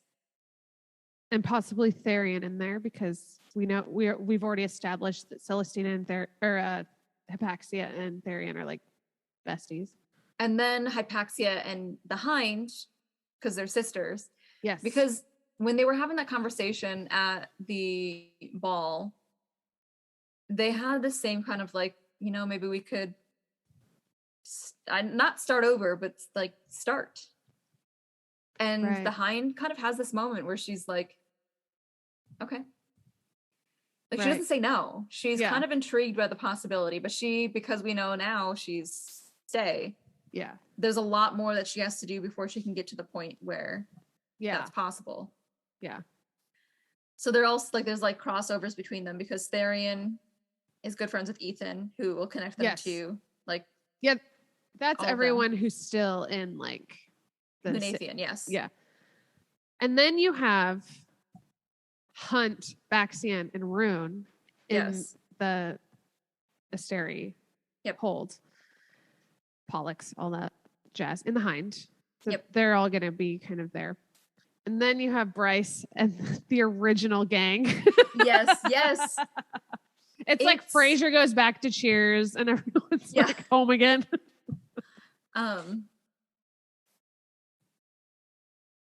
It's there's a lot of moving parts now. Yeah.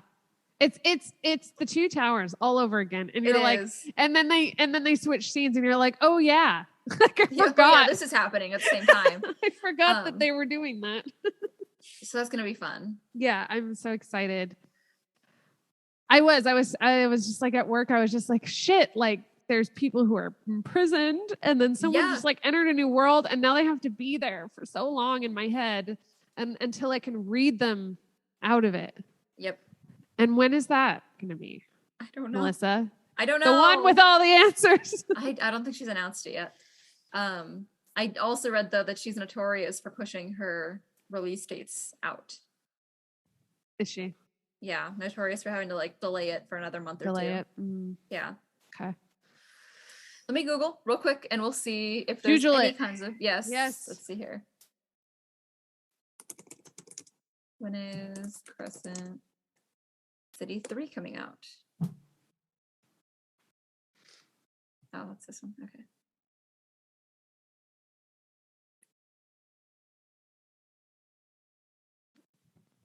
Real quick, I will say this. Mm-hmm. I really enjoyed how much of the world we got to see. Yes. Yeah. Even like the astronomer and the mystics. Like at first I was kind of like, what's going on? And then I was like, this is really weird and like kind of intriguing that this is like visually, like you just see these like people in these tubs of water and they're just like, they've like sacrificed. And there's like this like kind of interesting interaction that happens with like Bryce, Therian, and Ethan where Bryce is kind of freaked out by it. Yeah. And then Therian's like, oh, are you going to be a princess now? Because she's just like, well, okay, we have to do something. Like it was like, like you're going to put your princess shoes on. Like, it's like she would have done that shit beforehand anyway, but she would have done it a lot easier because she wasn't a princess and all eyes weren't on her. But that was really kind of like interesting and like the sprites and like the rings, like it was, it felt very it felt very like whimsical. Yeah. In that way. Also, but also the context, like it felt whimsical but unsettling. Yeah, absolutely. Yeah. Yeah, that was definitely unsettling. And then there's the Maas also does this thing where she loves libraries. Okay. And that's why I loved that she had like Bryce and like the antiquities, Griffin antiquities. Mm-hmm. Like that was kind of new and cute. And then she's like in the library and there's books and everyone's like researching things and stuff. And I had this moment where I thought the astronomer's lair was like an ancient, because there's like, it goes deep, doesn't it? It does, yeah. Like it was visually very like thorough to me. Yeah. Like I wouldn't say I have the greatest imagination of like figuring out where everything is, but like I felt like I was there for it all with this, where you have like the 3 tubs coming up on kind of like these pillars, and then below it is just this abyss. Yeah. That you don't know what lives down there. I found it interesting that like she spent so much time describing things that we only spent like 1.5 scenes in. Right. But in the same vein of like this scene, yeah, I loved the role that Hell played in all of this. Yes. The big reveal that they've been on their side the entire, like the reason the hordes are always trying to get over is because they've been spending all this time trying to save their world. This world that like they left the Asterion because they couldn't defeat them the first time. It was so like cathartic when like Bryce is like, where's Adis? Is this Hell? Like in Prythian, and they're just like, what the fuck is she talking about? Like, because they also don't understand what she's saying. They don't, but like, it's someone repeats back to her Hell, and she's like, yes, Hell. And they're like, no, like, but it was like, you know what I mean? You don't know her. Like, no, what are you talking about? But I just like, it's just like this, like this person who's so terrified of something that is actually better off. Like, everyone just needs to go back to Prythian, you know? Mm-hmm. And like the Underking's just like this stupid middleman. He's like middle management. Hungry. He's like middle management who's like sucking the life out of all the lowers. Yeah. But on the note of like what I was trying to say too, go ahead. Well, just okay. No, finish that because mine's just different.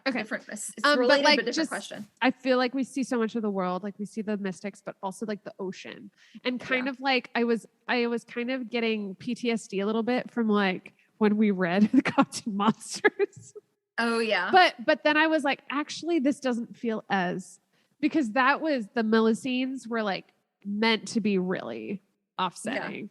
Yeah. But this felt like a different kind of ocean depth that I really enjoyed, right? Because it's like General Syndes, it's the Queen, it's her like big cities. When they're in the Istros, they're just like offices. They just go over to the room over there. They dip in to water when they need to. They're like pretty much above water. Yeah. It was very like modernized. Yeah. Very modernized. Yeah. Yeah. So I have a lot of hope for the ocean. So it was kind of cool because I knew that was something everyone was really excited after Crescent City 1 was like, oh, we'll get to go under the water, you know, see all these different worlds. So that was kind of nice. I liked that we got to see like a scope. Same. Which I think, Jen, like when we're looking at like arcs like this, it makes sense that in book 2 you have to blow up the world a little bit more. Right. Because if you were to do that in book 1, there would just be too much. Yeah. And it sounds like she's going in order. Yeah. So the next one will be House of Many Waters. Oh, okay. Pretty sure she's going in order. Yeah. I don't see any way out of that. But it would make sense because we just got introduced to the ocean. Yeah, exactly. So my question is, did we find out who made the call that Connor and the Pack of Devils couldn't be killed immediately?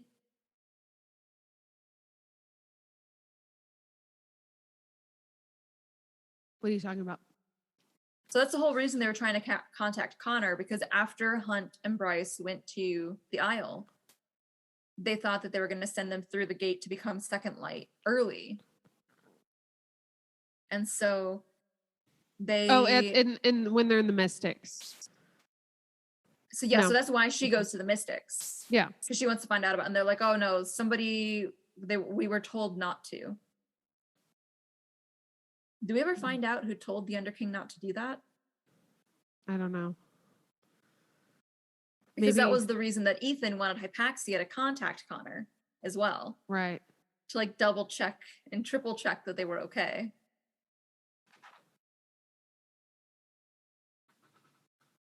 Because if not, that means there's somebody above the Underking. Right. Between the Underking and the Asteri, or like somebody who originally, I guess, theoretically also could have had like the Underking's role with more power that just doesn't have it right now. Yeah. I don't know. Okay, so that's another question that has to be answered. Yes. Which or if you know out there, if they did answer it and we just both forgot, if we missed it somehow, let us know. Because it could be related to like the whole, oh yes, I know her by another name though. Right. So. Or maybe Adis. Adis seems to have some power. But it seems like the Underking answers more to the Asteri than he does to... Yeah. Underking like, is Asteri's middle management. Yes. He's the what are they called? The people that like run the factory. The super. And he's just like gets all of the workers to like work and then like eats all of their... He's all like... But then he doesn't actually have any power. He probably is like controlled by someone else. Middle management.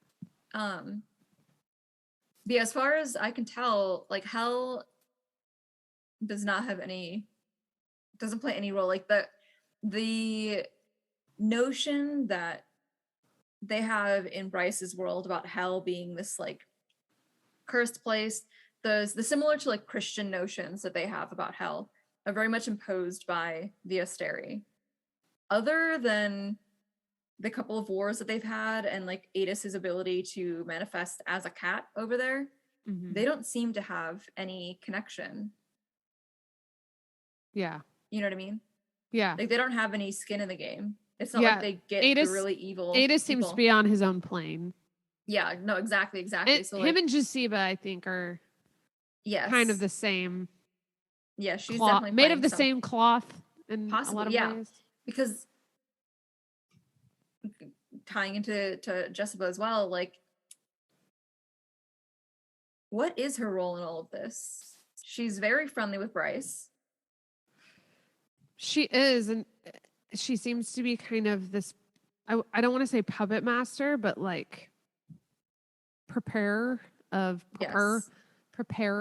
like the kind of the she's like playing chess. The altar, like the alternative, the on the other side of the spectrum as Regulus.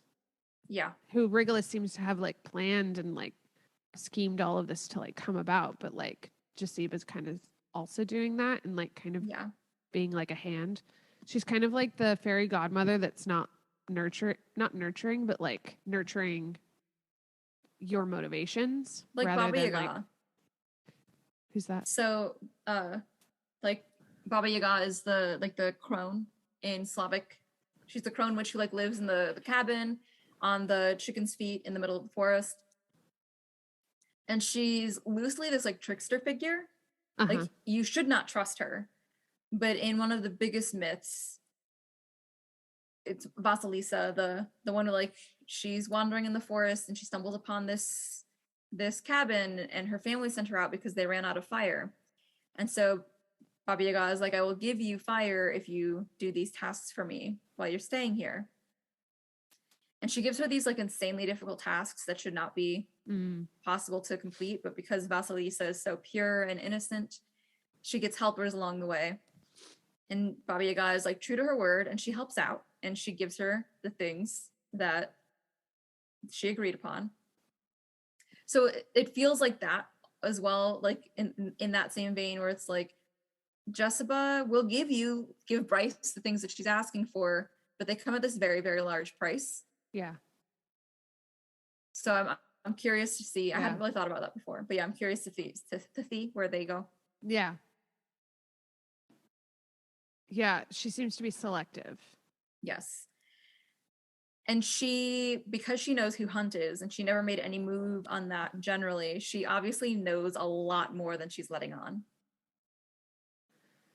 Yeah, which is frustrating because it's like, why can't you just like tell us all and then we'll know and we'll be prepared. Can we get a chapter on Jessica, like from her point of view, that just tells us everything? Yeah, where she's just in her study, like feeding her cat, and she's just like, these guys. And then she goes on, if Hunt only knew that his father was this. And then like, if they would just do this and Bryce could know the full if they would extent of her just finger fuck more, they'd be able to have more power and all of these things, you know? You're like, okay.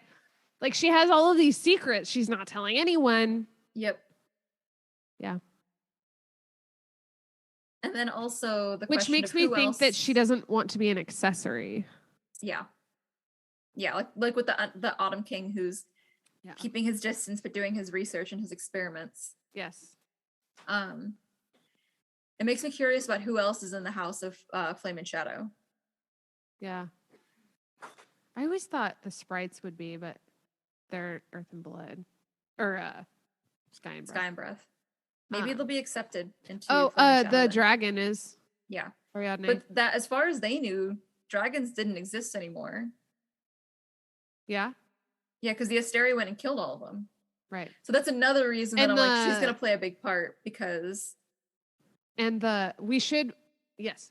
Go finish your thought. Well, because the dragons have the power to, like, kill the Asteri, is my guess. Yeah. Or to play a part in the death of an Asteri. I'm also holding out for the Viper Queen. I think yeah. She's going to be very helpful in the future. As much as a... evil woman she is. Yeah. Because I definitely don't trust her now that she's like brainwashed Therian. Yeah.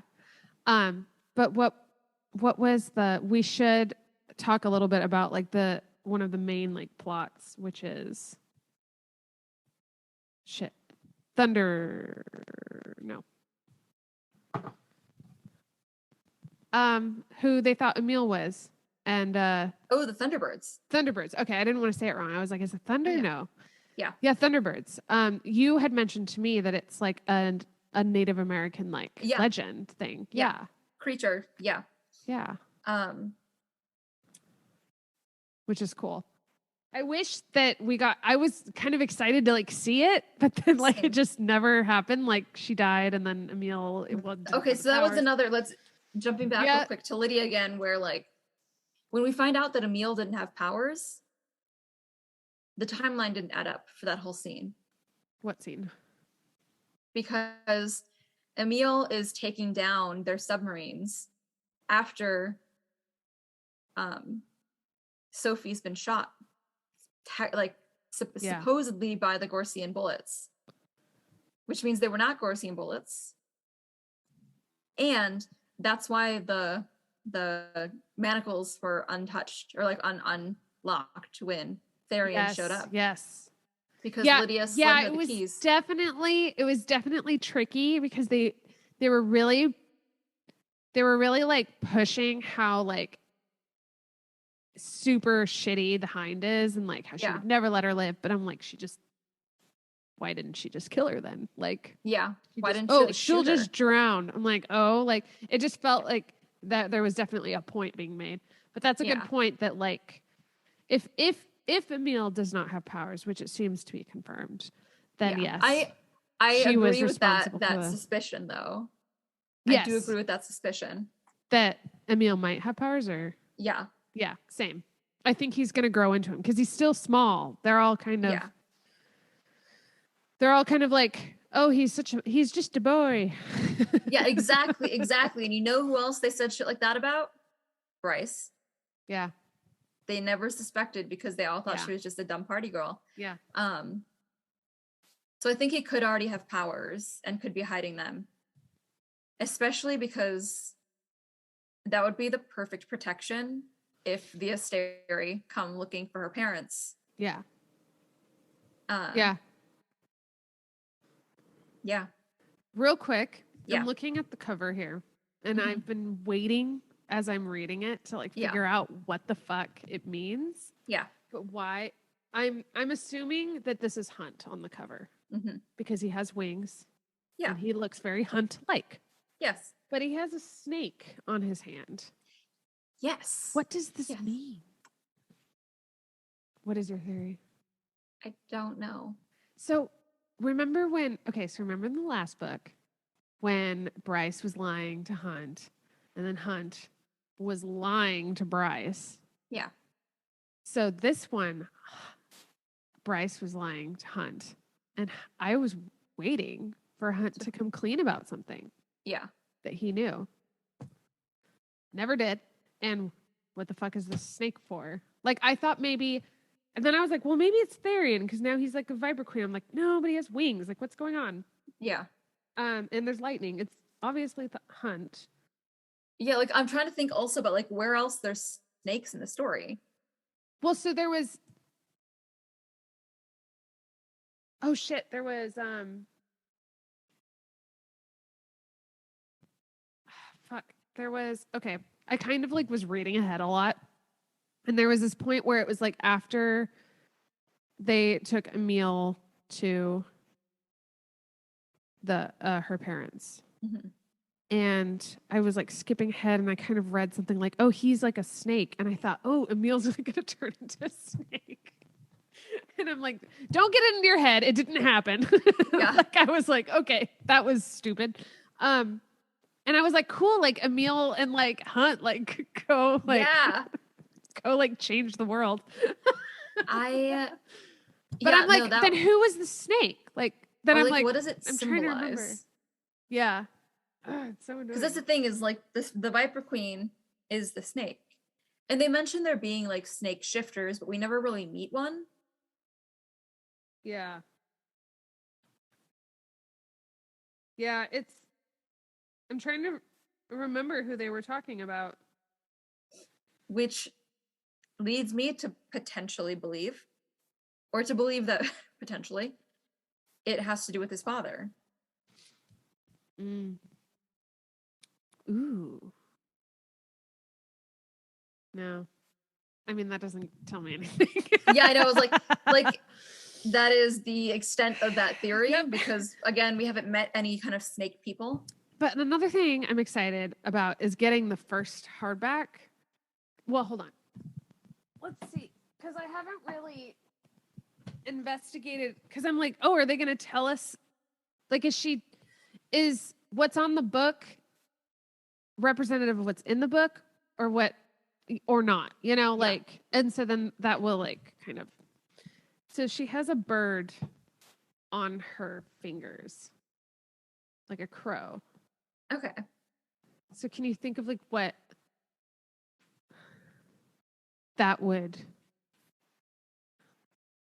See, my only thought would be then that it's about Hunt because of the wings. So is like the snake supposed to be her? No.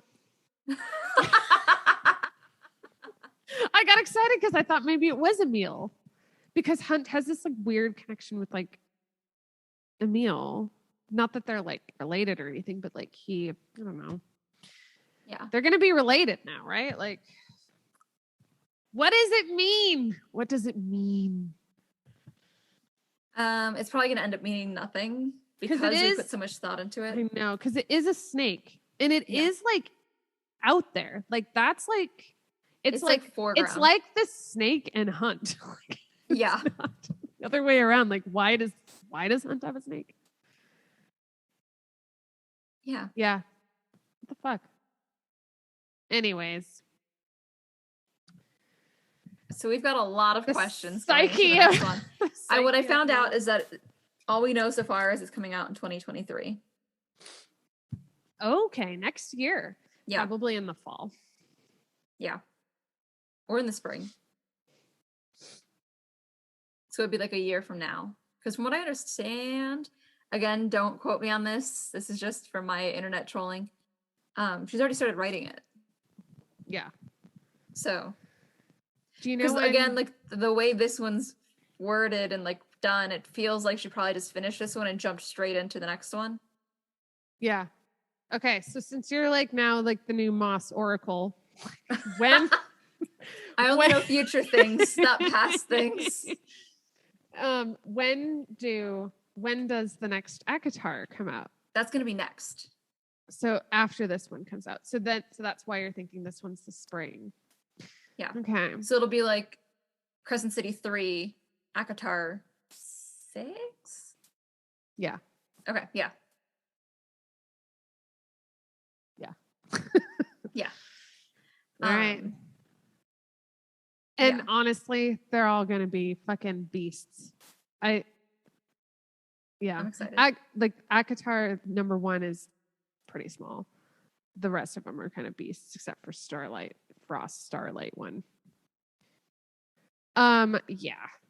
I don't think she's gonna get short-winded anytime soon. Yeah, no. Okay.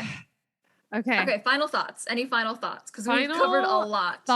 Final thoughts. So many characters. Yes. But I didn't ever get confused. No, it was very organized and it was very well thought out. And people were connected that needed to be connected. All of that was going on. Everyone kind of had a purpose. So it's, it's kind of like I said, like kind of the end of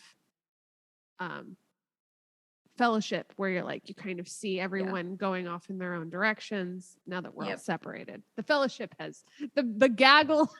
The gaggle is broken. Separated. Yeah.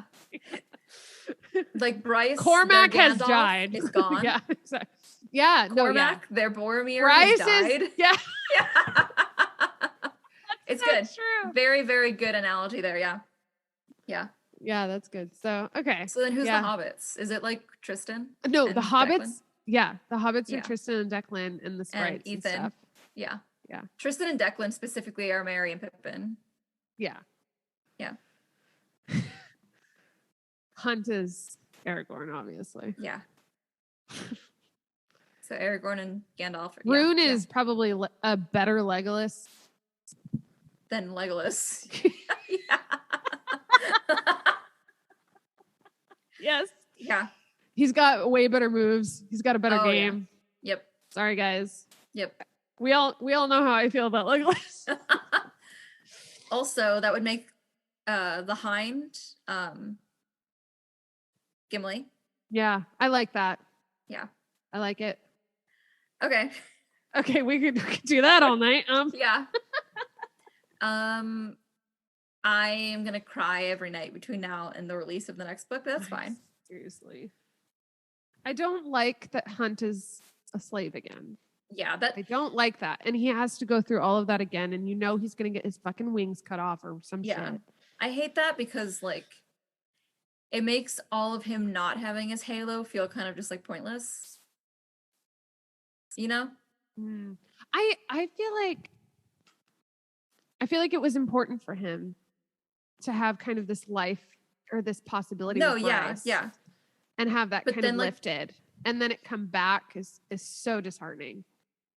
It's just so defeating. I'm trying to think of like, it feels like when a character dies and then they just bring them back. But like reverse. kind of, yeah, where it's like, well, then why did you do it? It's like when you save a life and then you kill them again. Yeah. Or like a Star Wars reference, but in the latest trilogy, the second movie, and this gets a lot of flack, and I don't think the second movie should get as much flack as it does. We can make sure let the record show that I actually enjoyed the second one. But in terms of like plot, nothing actually changed from the first movie to the third movie with the characters, because the second movie did not change like their fates or what was happening. We just killed off one of the characters that wasn't really that like important. Right. And so it felt like kind of like pointless in that sense. And like the overarching kind of like overarching. Thank you. Kind of like story of like the major conflict, you know? Yeah. That's how I like. So I have a possibility with this. Okay. Or reason is that his arc in the next book is going to be him not reverting back to who he was. That'd be good. Yeah. But having a life as a slave now with something to lose, right? Because that was such a huge part. And even Lahaba like pointed it out, like that's what happens when you have nothing to lose. Like if you just become that reckless. Mm-hmm. And I would say Hunt's personality is, I wouldn't say reckless, but impulsive. Yeah. And this might really help him because I feel like Baxian's not very impulsive. Like I feel like this would be an opportunity for him to like, even with the Hind, like be like, this is how you be calculated and you know what you're doing and you take your time until you can like. Because he was kind of already starting to be like that with Bryce, but it never really extended past her. Yeah. Because she brings that out in him of like that impulsive nature or whatever. That we all love. What would be interesting is if we find out that like their power is actually like their combined power is actually enough to like take off his halo. Yeah. Like he can just do it himself. Yeah. Which would show that he's like more powerful. Like they're more powerful than the Asteri. That'd be fun. I don't know if that's necessarily a theory. That's a fun theory. Also, we don't know what the Hind can do. Yeah. Because she's a witch too. No. What is she? She's a shifter? Yeah. Well, she was like, her mom's a witch. So I guess like technically, as far as we know, she doesn't have any after witch. Her dad. Yeah. Which is why she had to leave and was subjected to their brutality. But yeah. Okay. So I have, but then she I have more kind of like hopes their for mom. that. Yeah. Your last thoughts? My last thoughts. I love Rune. Mm-hmm. Period. That's it. Yep. I love that they're like him and the Hind are like together now. Yeah, kind of. But like also, but I mean like so many people are like actually split up between worlds. Yeah. That I'm like, oh, but there is like hope that like, you know, maybe they'll like work their shit out in their brain movies and then be able to like, well, we all know that they can like fuck in their minds. Yes. So we know they're gonna make up somehow. Yeah. I hope it happens again. Yeah. So I feel like that's also like very exciting because now you have Bryce and Hunt who are like thoroughly separated. Mm-hmm. That you're still gonna have like this like tension and this like sexual interaction. I think that's why, at least at the beginning of the book or whenever. Yeah. She decides to move things. But book one in their romance. Mm-hmm, so that's why like they were definitely the fan favorites. Yes. It's to be expected. So yes. Love Rune behind Lydia. Yes, Lydia. I love that Cormac was in love with a human and he held out hope still to the very end for her. Cormac Stan. Yeah. Yeah. Long live Cormac. Long live Cormac. Except that he didn't. Yeah, except like he definitely died. I didn't see a body though, so just gonna put that one out there. Yep. He can teleport. He can teleport. And the Asteri like would definitely try to use him. Right. He's a snake. He's the snake. Okay. Who's the snake? Who's the snake? Okay. What is our next episode? Our next episode, I believe, is Book to Screen. Yes. We've already recorded it, so we can tell you what it's about. Yeah, I forgot that we did that one. Yeah, that's why we did that one. Yeah. So next week, join us to listen in on one of our conversations again where we'll be talking about different books that have been turned into like movies or TV shows. And we don't just talk about YA, we talk about a lot. Yeah. Well, what I like too is that we didn't just talk about like, oh, one or two. Like we kind of talked about what we like about book to screens, what we don't like about book to screens, and then kind of like brought up like examples and like really common ones like Jane Austen and just like the major ones like Lord of the Rings and Game of Thrones. And so Harry Potter. Yeah, Harry Potter. So yeah, it was a really fun episode. It was really fun to talk about. So join us next week, same time, same place to talk about that. Yeah. Until next time. All right. Happy reading. You're supposed to say happy reading and then you never do. And then you make me say it, which is fine. If you want me to say it, I can. You always say it first. I do. That's why I wait for you to say it. That's why it's so awkward because I'm always like, until next time. And you're like, and then I say something. I say, all right. Or I know it's so awkward and I don't know what to do. Okay. All right. Okay. We'll get it down. Okay. So until next time. All right. Happy reading.